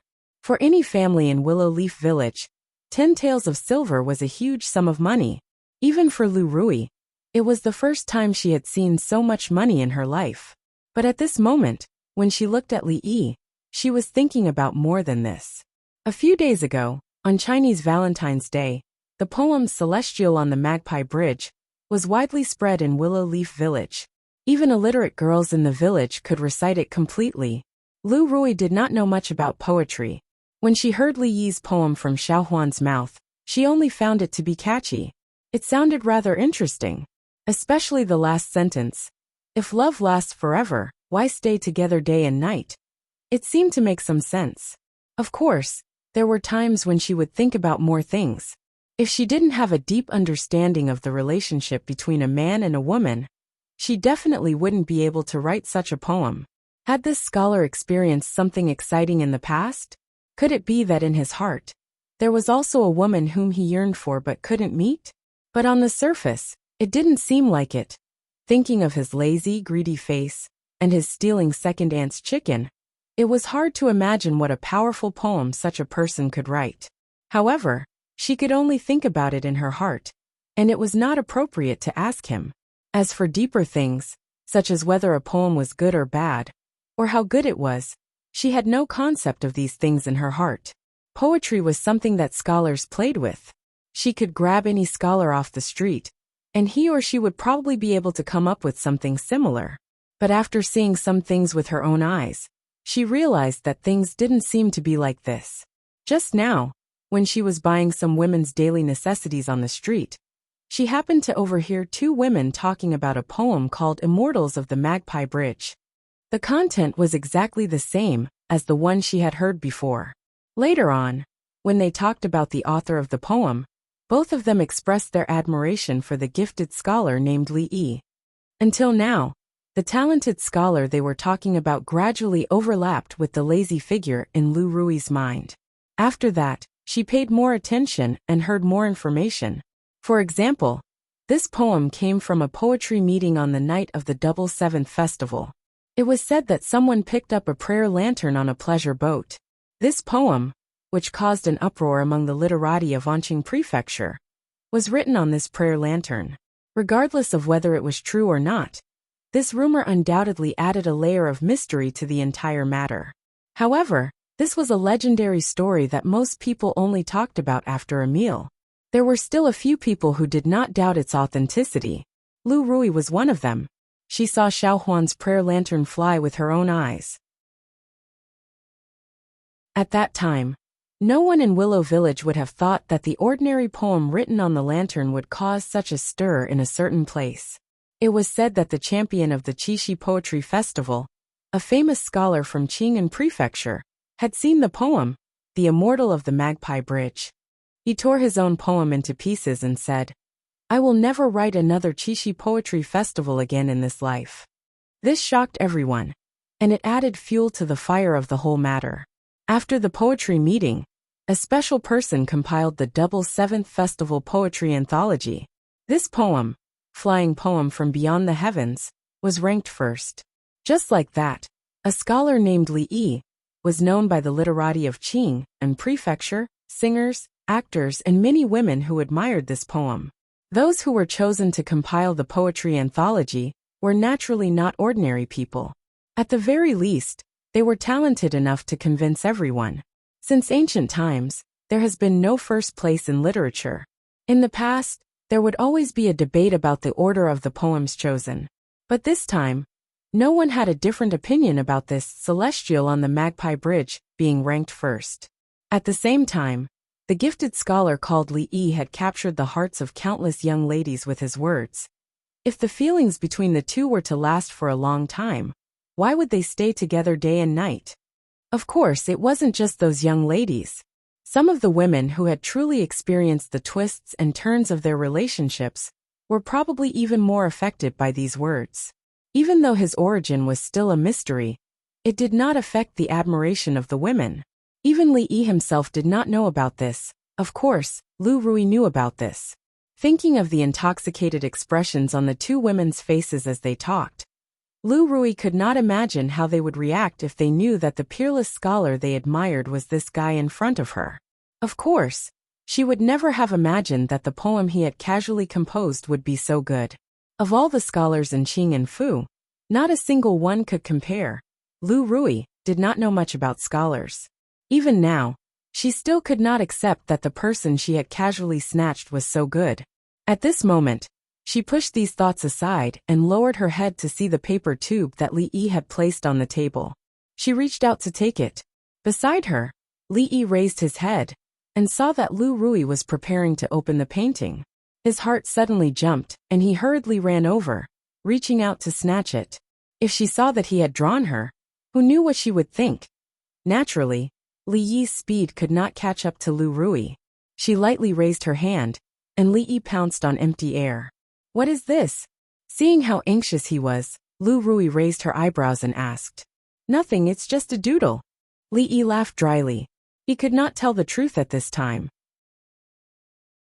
If she thought that he had feelings for her brother-in-law falling in love with his sister-in-law, tskk, it sounded quite exciting.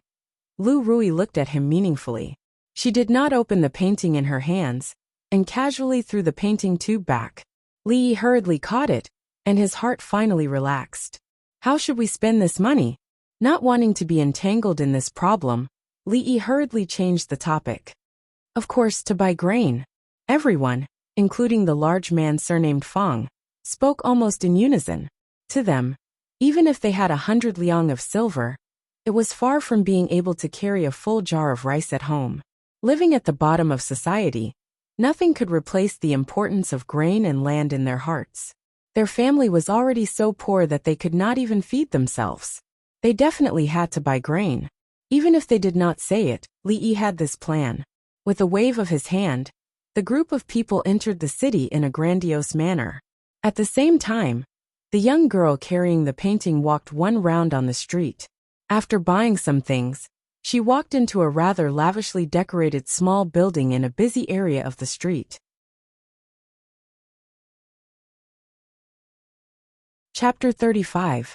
Entering through the door, what came into view was an extremely spacious hall. Many coquettishly dressed women swayed their waists as they shuttled through the hall. Occasionally, they would conveniently lie into the arms of a guest, and the man's hands would immediately become unruly. The girl carrying the painting carefully avoided the crowd and went up the stairs on the side to the second floor. After a few steps, the door beside her suddenly opened, and a man with a ruddy face walked out. The girl once again skillfully avoided him and walked straight to the door of the innermost room. If two lovers love each other for a long time, why would they be together day and night? A mellow voice came from the room. The woman in the room had finished singing one of the most famous lyrics recently, and shook her head. I've practiced for a long time, but my singing is still not good enough. I've ruined this good poem. A gentle woman opposite her looked at her with a smile and said, Drunken Mo, it's your standards that are too high. Even the sisters in the workshop who are good at singing can't compare to your singing just now. But even so, it still can't compare to Sister Ruoqing. The woman sighed and said in a somewhat helpless tone.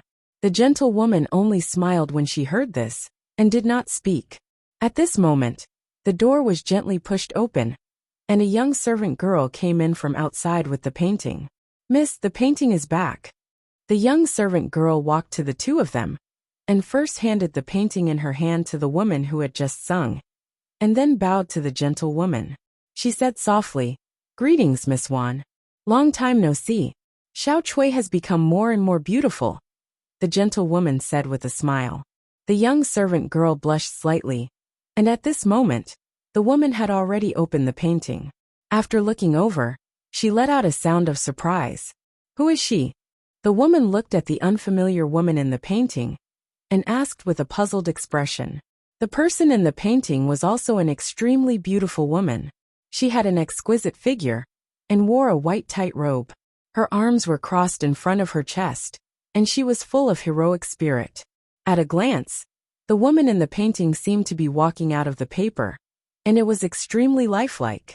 This painting.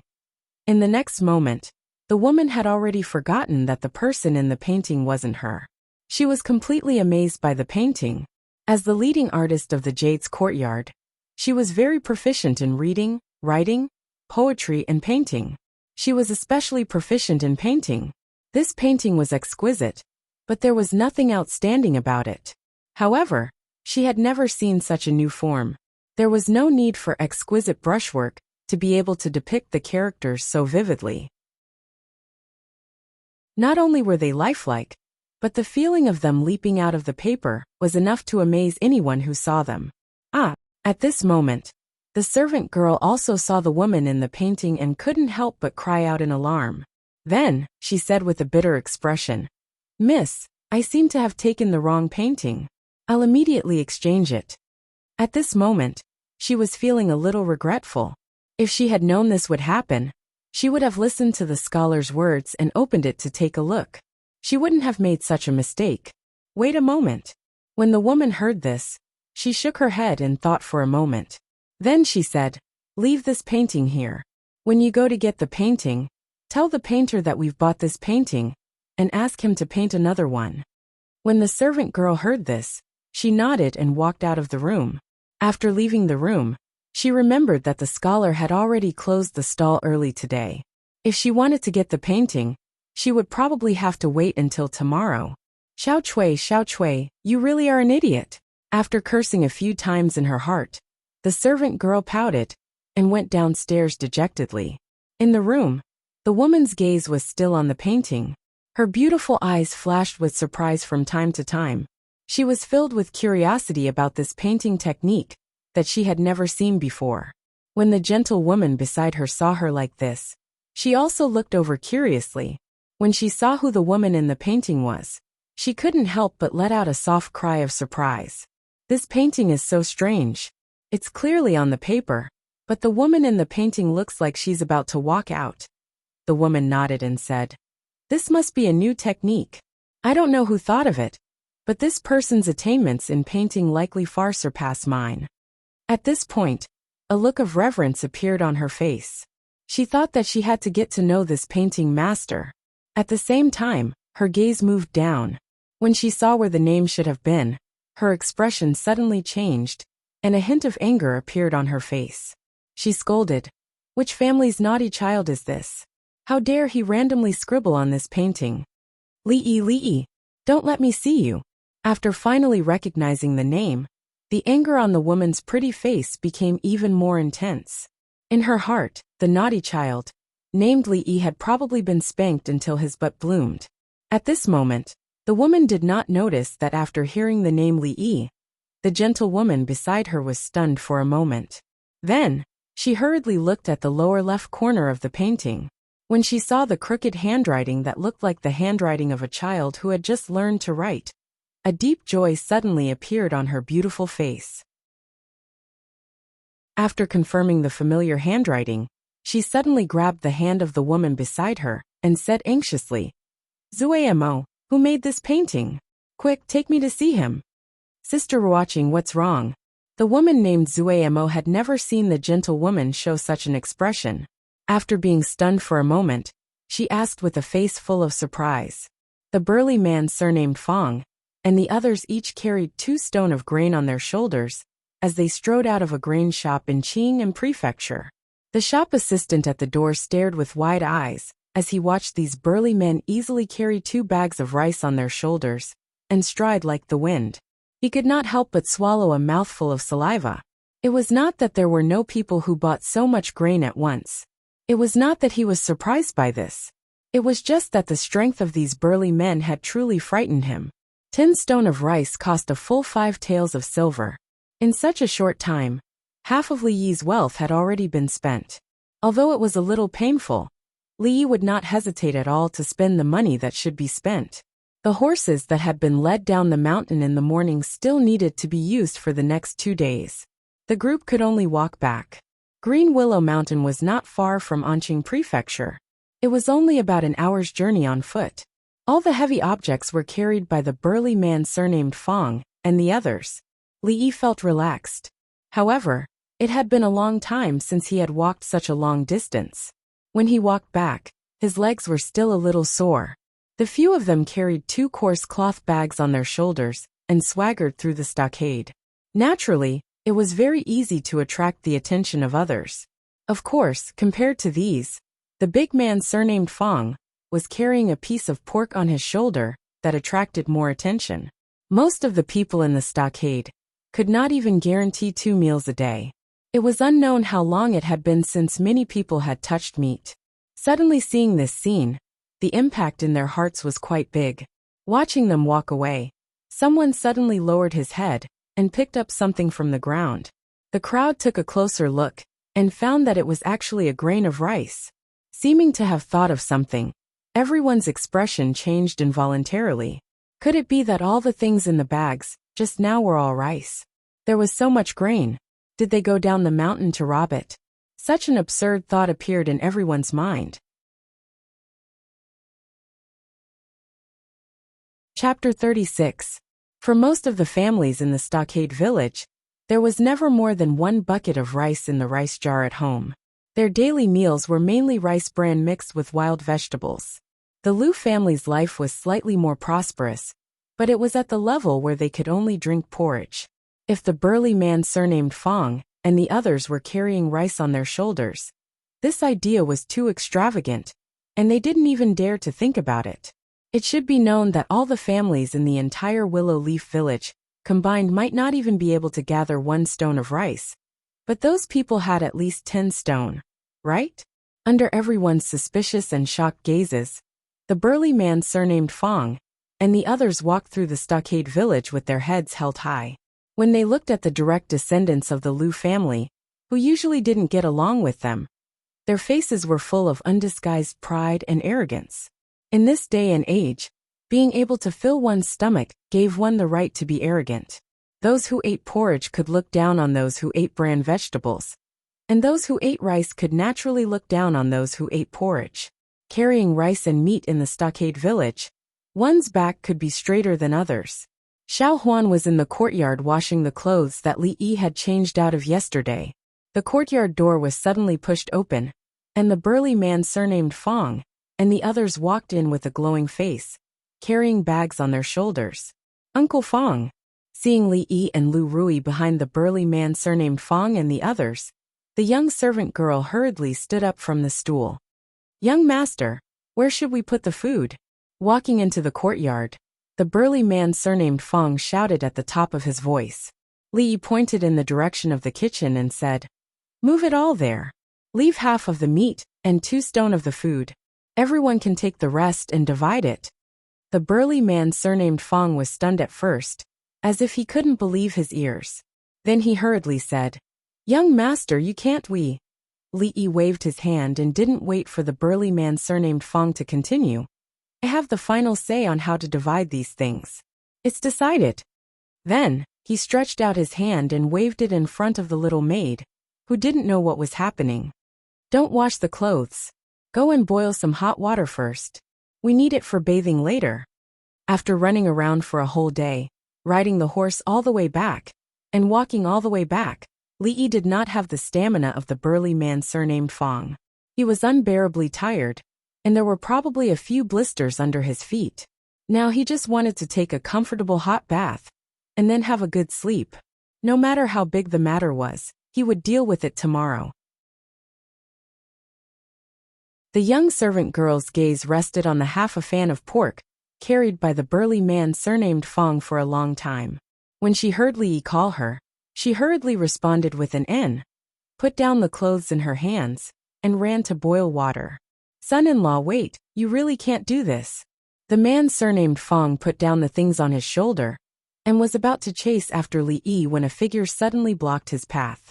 Just do as brother-in-law said just now.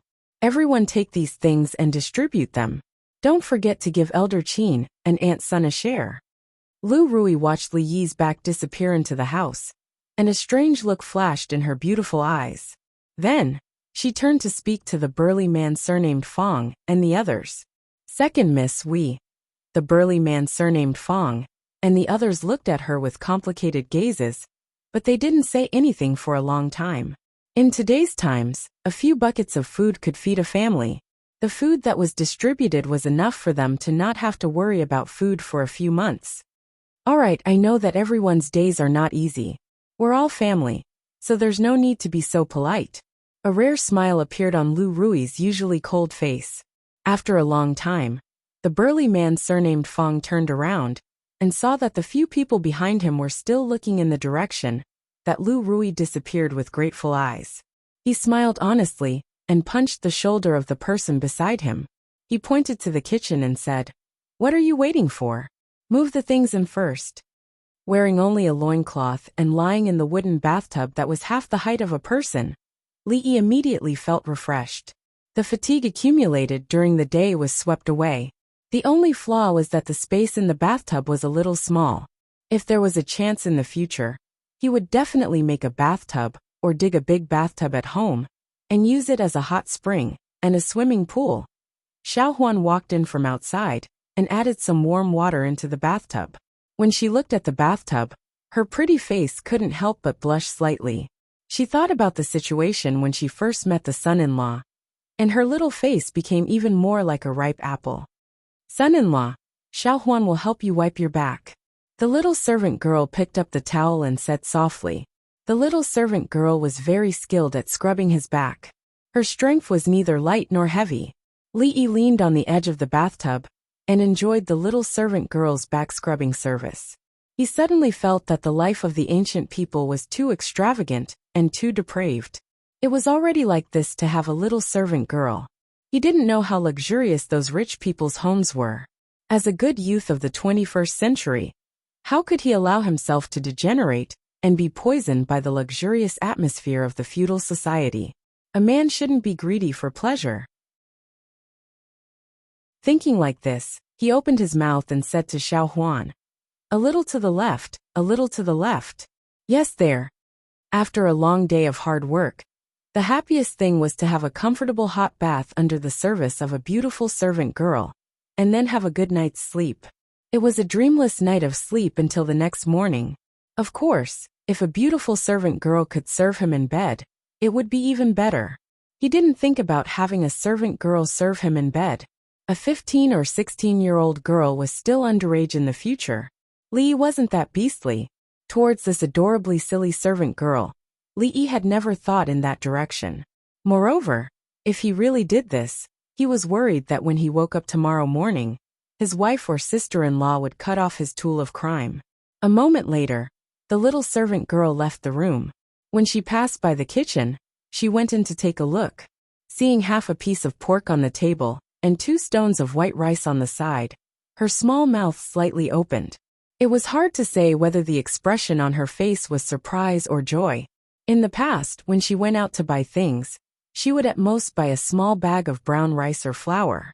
There wasn't any extra money at home to buy more things. This was the first time the little servant girl had seen so much food. It seems that the son-in-law bought all of this. After muttering a few words, a trace of a smile appeared on the young girl's face. She faintly felt proud. Putting away the piece of pork, she walked briskly back to the courtyard to wash the clothes that she hadn't finished washing. Halfway through the bath, she remembered that the son-in-law had instructed her to lock something in a cabinet and not let the second young miss see it. The young maidservant hurriedly got up and picked up a painting tube that was placed on the table by the door. Just as she was about to lock it in the cabinet, her footsteps suddenly paused. She peeked into the bedroom and found that Li Yi was already asleep. When she looked at the thing in her hands again, a trace of doubt appeared on her small face. What is it that is so mysterious? Not letting second miss see, Xiaohuan secretly opened it to take a look. Son-in-law shouldn't know, right? Once again confirming that Li Yi wouldn't suddenly wake up, the young girl pulled open the string on the outside of the painting tube like a thief. When the portrait of an extremely beautiful and unfamiliar girl appeared in front of her, the little servant girl's expression froze. For a moment she was stunned. After a long time, she stuck out her tongue and said in a small voice, "If two people love each other for a long time, why would they stay together day and night? The person son-in-law was talking about, could it be this girl?" Chapter 37. The maidservant named Xiao Huan would sometimes think about what kind of life the son-in-law led before he came up the mountain, who was in his family, whether he was married, whether he had a girl in his heart later. As they lived together for a long time, she gradually understood some things. Some of the information that Li Yi unintentionally revealed made the maidservant dispel some of her assumptions, but she was not so sure about most things. As early as the night of Chinese Valentine's Day, when Li Yi became very strange, the maidservant already had some guesses in her heart. If two people love each other for a long time, why would they stay together day and night? She had pestered Sister Qin, the only one in the village who had read books, to explain the meaning of these two sentences to her. She only remembered that Sister Qin had said at that time that son-in-law was probably a person with a story. She looked at the painting in her hand again, looking at the beautiful girl. The maidservant could not help but let her imagination run wild. Could it be that this was son-in-law's former sweetheart? One was a dignified scholar, the other was a charming beauty. They should have been a pair that would be envied by the world, helping each other in times of hardship and accompanying each other for a lifetime. But suddenly, there was a great change. The scholar was kidnapped by the mountain bandits and became the husband of the village's stronghold, while the beauty sat alone in her boudoir, washing her face with tears. Although it could not be seen normally, son-in-law's heart must have been very bitter, right? Thinking of this, an inexplicable feeling suddenly surged in the young girl's heart. She felt a lump in her throat and her heart tightened. Tears fell down her cheeks. "Xiao Huan, what's wrong?" A familiar voice suddenly sounded beside her. The young girl was startled. When she turned her head, she saw Lu Rui standing behind her. "Ah, second miss." She quickly reached out to wipe her tears and said, "Nothing. I accidentally squinted my eyes just now." "What is this?" Lu Rui looked at the seemingly familiar painting in her hand and looked over. A nap solved 1,000 worries. When Li Yi woke up the next day, it was almost lunchtime. Of course, he didn't have time to teach the naughty children, and no one paid him a salary. He didn't have enough motivation to work. Fortunately, it was up to him whether he went to school or not, and there were no restrictions. There was no one in the courtyard. Lu Rui should have gone out to practice. As for Lu Rui, Li hadn't seen her since yesterday. He was used to her occasional disappearances. Xiao Huan was cooking in the kitchen. It was not appropriate for a man to wander around the kitchen all the time. Moreover, after a long time, Li Yi himself would get tired of it. As early as half a month ago, he had begun to consciously teach Xiao Huan some things about cooking. In short, she could not just casually throw something into the pot and cook it like before. Eating should be a kind of enjoyment, not as simple as filling the stomach. After washing up, he walked to the door and stretched his body. Breathing in the fresh air from the mountains, he immediately felt refreshed. The air wasn't polluted by industrialization. Every breath he took was filled with the smell of nature. It was extremely fresh and had a strong smell of meat. After carefully distinguishing it, Li Yi was sure that he didn't smell wrong. It was indeed the smell of meat. The smell didn't come from his own kitchen. Last night, he had told Xiao Huan to handle the meat himself. He wrinkled his nose and sniffed. Looking in the direction of the smell, he saw the naughty child from Master Feng's family walking over with a huge bowl in his hands.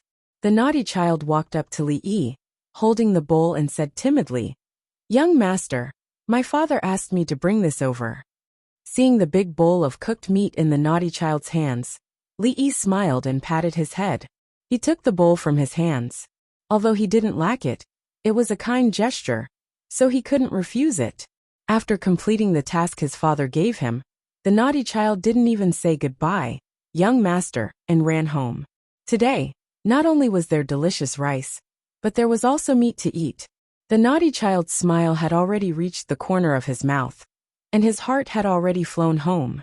Not only did Li Yi smell the strong smell of meat, but many people in the Willow Leaf village stood at the door and swallowed their saliva as they smelled the fragrance in the air. Looking at the situation in the village, even rice was a luxury. It had been a long time since the people in the village smelled the smell of meat.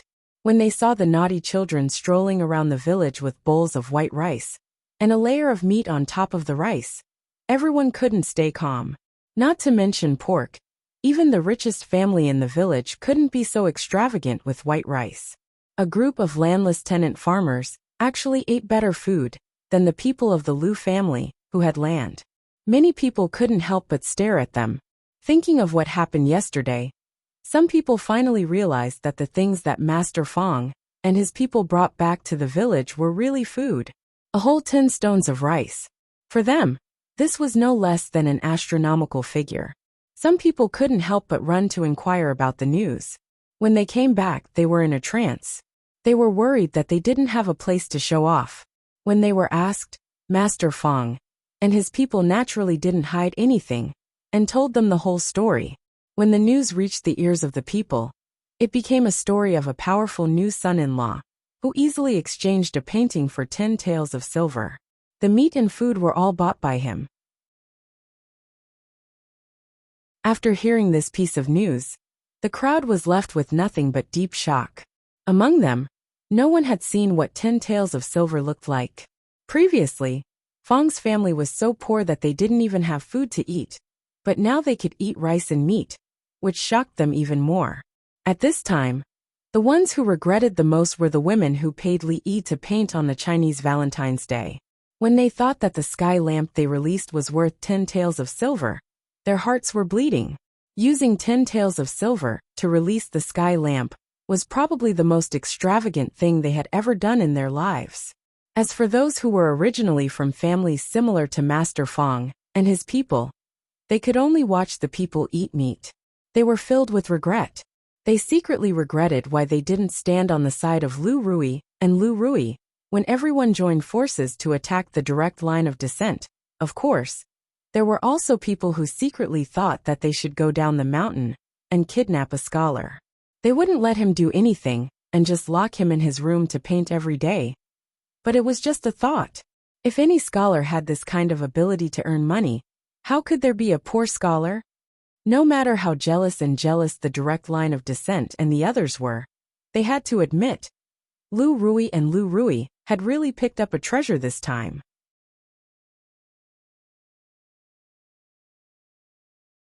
Chapter 38. Li Yi did not know that he had become a treasure in some people's hearts. At this moment, he was taking inventory of the things he bought when he went down the mountain. Other than grain, meat, and some common vegetable seeds, he also bought a lot of seasonings that were used in cooking. He originally thought that the ancient people would be far inferior to the modern people in this aspect, but what Li Yi did not expect was that the seasonings of this era were actually more than what he had seen in the modern world. He was dazzled by the variety and simply bought a little of everything. After buying a lot of things, he spent more than half of the 10 taels of silver. There was still about 3 taels of silver left, but Li Yi did not spend it immediately. He kept some money for emergencies. When it was time to eat breakfast, Rui had not returned yet. When Li Yi asked Xiao Huan about it, the reply he received was that the young miss was often like this, and the servant girl was already used to it. As for Lu Rui, Li Yi did not have much to worry about. To be able to shatter a solid wooden table with one palm, she was indeed a hero among heroes. Under normal circumstances, she would not encounter any danger. It was just that disappearing without a sound was not a good habit. Li Yi shook his head and no longer thought about this matter. He took out the hawthorns he bought yesterday and walked into the kitchen. Xiao Huan was washing the dishes in the kitchen. When she saw Li Yi walk in, she poured the leftover frosting from the Qiao Qiao festival into the pot. After adding a little water, she used a small fire to slowly boil it. After instructing the servant girl to watch the fire and not burn the syrup, Li Yi cleaned the hawthorns and used a knife to carefully cut them in half. He took out the seeds and polished the bamboo skewers that he had prepared beforehand and placed them to one side. The servant girl sat in front of the stove, her large eyes occasionally glancing in his direction. Son-in-law looks like he is going to make something delicious again, the servant girl thought, and began to look forward to the delicious food she was about to eat. What Li Yi planned to make today was candied hawthorns. There were no candied hawthorns in this world, but in his original world, it was one of the most popular snacks for thousands of years.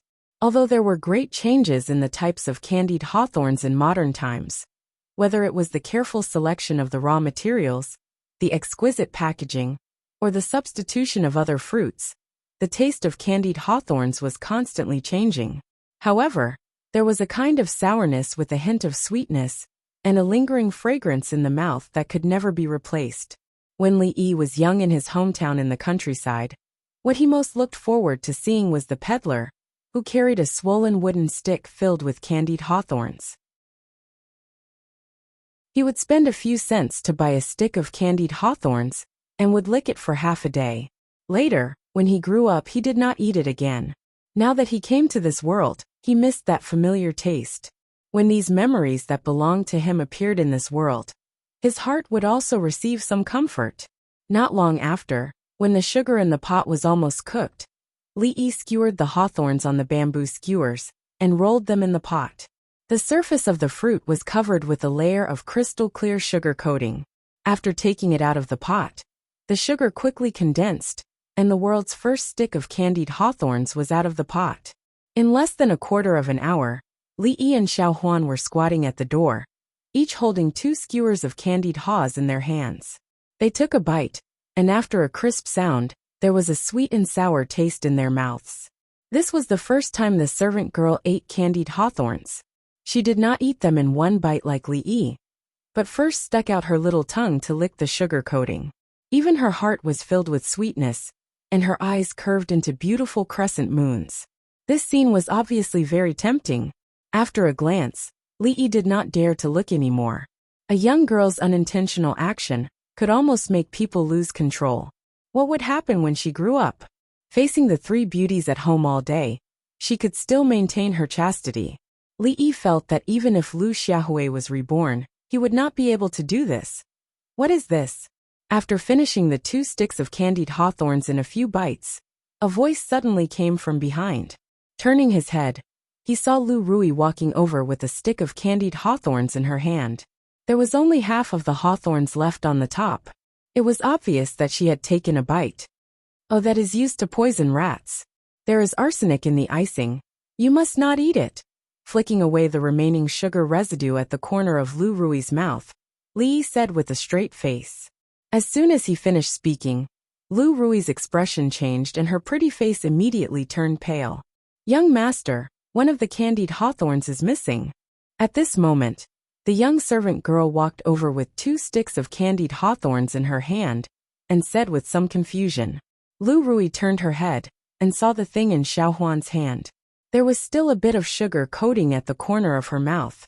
When she turned back to look at Li Yi, her pretty face turned cold, and her hand was already on the hilt of the sword at her waist.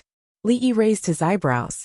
He was so used to teasing Xiao Huan that he did not realize that it was the witch Lu Rui just now. He stood up abruptly and strode out of the door. I remember now, we still have to go to school today. The young servant girl was stunned when she heard that. She said, Young master, have you forgotten?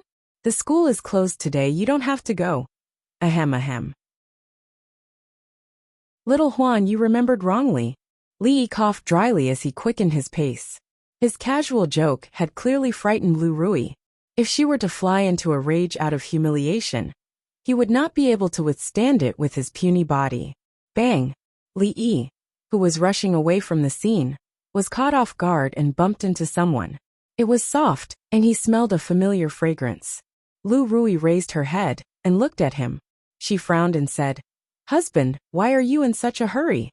Li Yi looked up and was about to speak when he suddenly saw blood seeping out of her sleeve, where he bumped into her just now.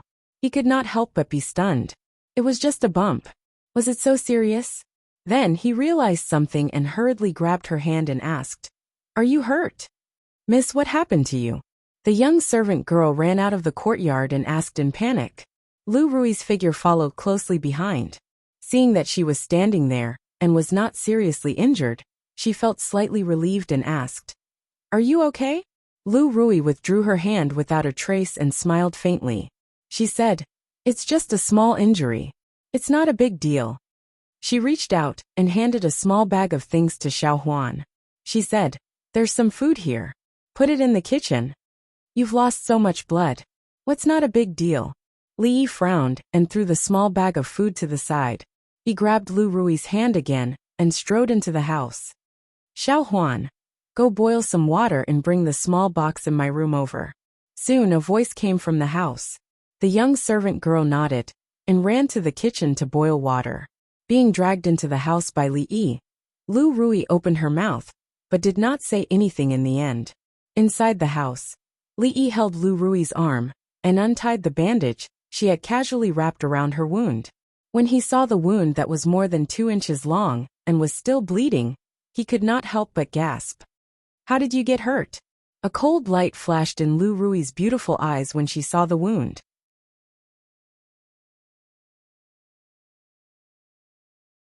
Chapter 39. At this moment, the most important thing was not how Lu Rui got injured, but how to treat the wound. In ancient times there were no antibiotics. If the wound got infected and the condition worsened, there was no way to treat it. One could only lie down and wait for death. Without any awareness of disinfection, the number of people who died from infected wounds every year was uncountable. She did not know where this cloth was found. Although it looked clean, it was definitely full of bacteria. The wound had never been disinfected. This was a matter of life and death. Was there a need to be so careless? "Son-in-law, the water is ready." Not long after, a maidservant ran in with a clean copper basin. The conditions were too harsh, and there was no condition to use alcohol or iodophor to disinfect. He mixed some salt water according to the ratio, and asked the maid to throw a clean towel into the pot to boil. After dipping it in the salt water, he carefully cleaned Lu Rui's wound. The effect of salt water was not as good as alcohol, but it was better than nothing. Fortunately, the wound was not deep. Otherwise, the wound would have to be sutured before the medicine could be applied. There was no medical bandage, so he could only use gauze that had been boiled in boiling water as a substitute. The last time when Xiao Huan cut her hand, Li Yi prepared some, and it came in handy this time. From the beginning to the end, Lu Rui just watched quietly and did not say a word. As a martial artist, there were countless bumps and bruises in daily life. However, their physique was far better than ordinary people. Even if it was a knife wound, it could heal quickly. She did not take such a small injury to heart. But at this moment, Li Yi's serious look made her not say the words of rejection that she wanted to say. This was the first time in her life that she had seen such a method of treating wounds. Although she didn't know why he had to use salt water to clean the wound, and the gauze used to bandage the wound seemed to be particular, Lu Rui was very convinced of Li Yi's abilities. Moreover, this feeling of being taken care of was something that she had not experienced for a long time. Of course, if he did not tie a butterfly knot with the gauze at the end, everything would be even more perfect. As for Lu Rui taking apart the butterfly knot that she tied with great difficulty, and making an ugly knot, Li Yi had some complaints in his heart. What a beautiful bow. It was pleasing to the eye and looked a little cute. Xiao Huan was still the most obedient. After treating Lu Rui's wound, she went out to teach the little maid how to tie a butterfly knot. "Sis, in the future, don't help the government catch those fugitives." After Li Yi and Xiao Huan left, Rui sat in front of the bed, holding Lu Rui's hand, and said after a long silence. Lu Rui smiled and said, "I was careless this time and underestimated his strength. It won't happen again. Sister, you don't have to do these things anymore." Lu Rui seemed to have thought of something as a smile appeared on her pretty face. She said, "Our family will no longer lack food in the future." Lu Rui didn't understand what she meant. He looked up at her in confusion. "Do you still remember the immortal magpie bridge?" Lu Rui's face showed a rare hint of teasing as she said, "Sister, you have a good husband." As the young girl spoke in a low voice, Lu Rui's pretty face finally showed a surprised expression. The Qishi poetry champion. 10 taels of silver for a painting. In the room, the two of them whispered to each other like sisters. Li Yi tied a ribbon into a butterfly knot and tied it on the little maid's hair. The young girl lowered her head and fiddled with the corner of her clothes, her pretty face blushing. Reality proved that Li Yi's worries were completely unnecessary. The speed at which Lu Rui's wound healed far exceeded his expectations. This made him extremely suspicious in his heart. Could it be that her body structure was different from others? Such a long gash could heal without leaving a scar in half a month. Was she still a human? Of course. His relationship with Lu Rui hadn't reached the point where they could study each other's body structure. This kind of strange relationship between husband and wife was probably the only one in the stockade village. Sitting on a rock under the tree in front of the door, a group of naughty children whizzed past him. When they ran past him, they bowed and greeted him, Mr. and then whizzed away. Teaching the naughty children was still a part of Li Yi's daily life. The naughty children now didn't just know how to write their own names. When he was bored, he taught them how to write Arabic numerals. After a few days, the naughty children's level was still at the level of addition and subtraction within 10. In the beginning, the naughty children were very slow to accept this new type of marking. However, ever since Li Yi took out a stick of candied hawthorn as a reward for the naughty child who memorized it the fastest, all the naughty children couldn't sit still anymore. The power of candied hawthorn began to show for the first time in this strange world.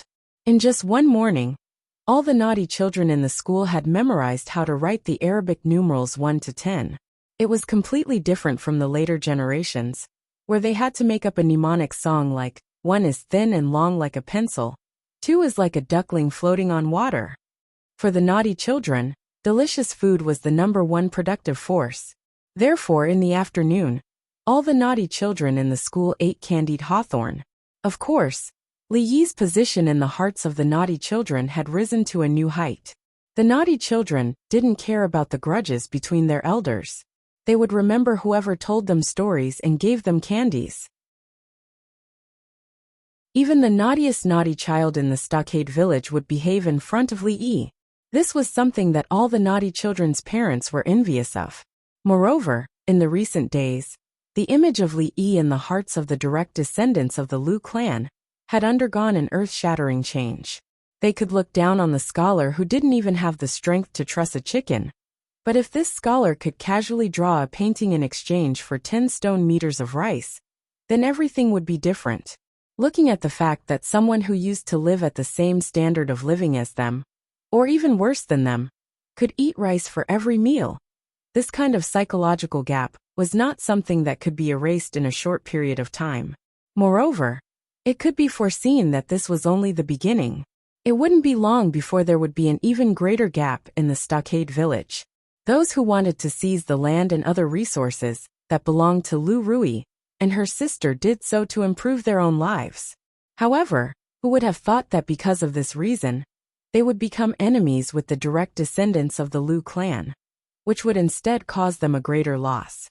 In a short period of time, more and more people began to weigh the gains and losses in their hearts. And a certain scholar, who caused this change, was currently waving a palm leaf fan, leisurely sitting under a tree in front of the door to enjoy the cool air. Although the weather at the beginning of August had already entered autumn, the weather at night was still hot and stuffy. Staying inside the house was even more irritating, so it was better to enjoy the wind under the tree outside. The only bad thing was that there were a lot of mosquitoes here. In just a short while, Li Yi's body had already been bitten several times. Just as he was wondering if there was any way to repel the mosquitoes, a sturdy figure walked over from the front.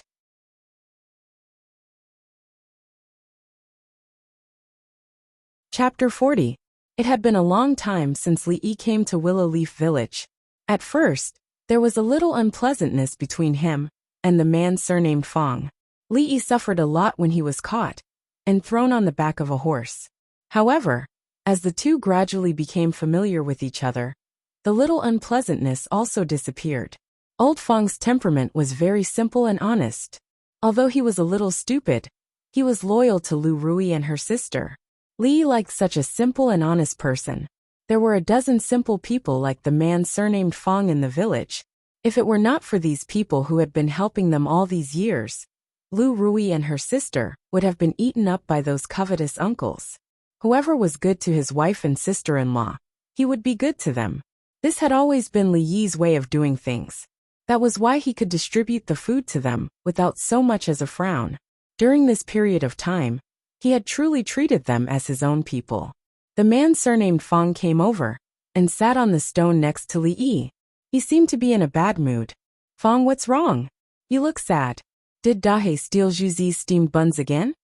After getting familiar with him, Li Yi also called the man surnamed Fong casually. Zhuzi was the son of the man surnamed Fong, and Dahe was their yellow native dog, a dog that always liked to steal the children's steamed buns.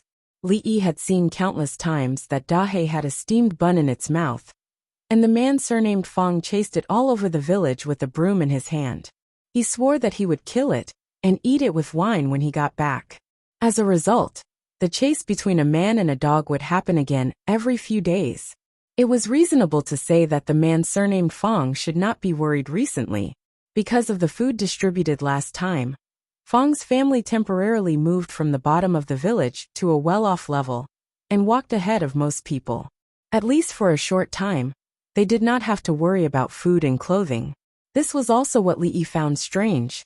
At this time, the burly man surnamed Fong obviously shouldn't be worrying. Could it be that he also encountered those special days of the month? Of course, it could not be ruled out that the couple's life was not harmonious last night, and he was despised by his mother-in-law in the morning. However, looking at Fong's energetic appearance, this possibility should not be high. Sigh. The man with the surname Fong sighed and turned to look at Li Yi. He asked, "Young master, do you think I can only stay with my mother-in-law for the rest of my life?" When he said this, a strong unwillingness appeared on the face of the simple and honest man. At this moment, Li Yi actually saw in his eyes an unyielding resistance to fate. He looked at Fong with some surprise. If he didn't misunderstand, was Fong talking about his life ideals with him? This was his current attitude towards life. Of course, before that, he had to accumulate enough wealth. Otherwise, he could only pursue a peaceful life while eating scraps and vegetables. It was a good thing that Fong had ideas and ideals. Recently, Li Yi also had an idea in his mind. After being here for so long, it was time to do something for this world. High-density alcohol and soap could not be made in a hurry. Just buying the raw materials would cost a lot. Without dozens or hundreds of taels of silver, he could only think about it. The cost was small, and the returns were quick. Li thought about it for a while, and finally came up with a good idea. The candied haws that only appeared in the Willow Leaf village should go out of the mountain and bring benefits to the naughty children in this world. The hawthorn fruit needed to make candied haws was called red fruit in this world. For people living in the mountain, it was a material with zero cost. There was a large hawthorn forest behind the mountain, and there were as many fresh hawthorn fruits as one wanted. The icing used to make the candied haws needed to be bought in the marketplace at the foot of the mountain, but the price was not too high. 2 taels of silver were enough to start the candied haws plan. For the time being, it would be the first step of his plan to make money in this world. Li Yi had absolute confidence in this kind of treasure, which had been passed down for thousands of years in the original world, and was still very attractive to naughty children. The reason why he hadn't brought it up was that he didn't want to work himself to death all day carrying a stick through the streets. When he turned around and saw old Fong's depressed face, Li Yi's face lit up like a spring breeze. Speaking of this idea, I do have one. That you're tuning in to the Li Mei's Sword of Destiny YouTube channel. We're so grateful for your support, and don't forget to subscribe to join us on this incredible journey through captivating stories. Your generosity through donations truly makes a world of difference, as it's the primary source of revenue that allows me to expand and enhance this channel for you. Thank you from the bottom of my heart for being a part of this adventure.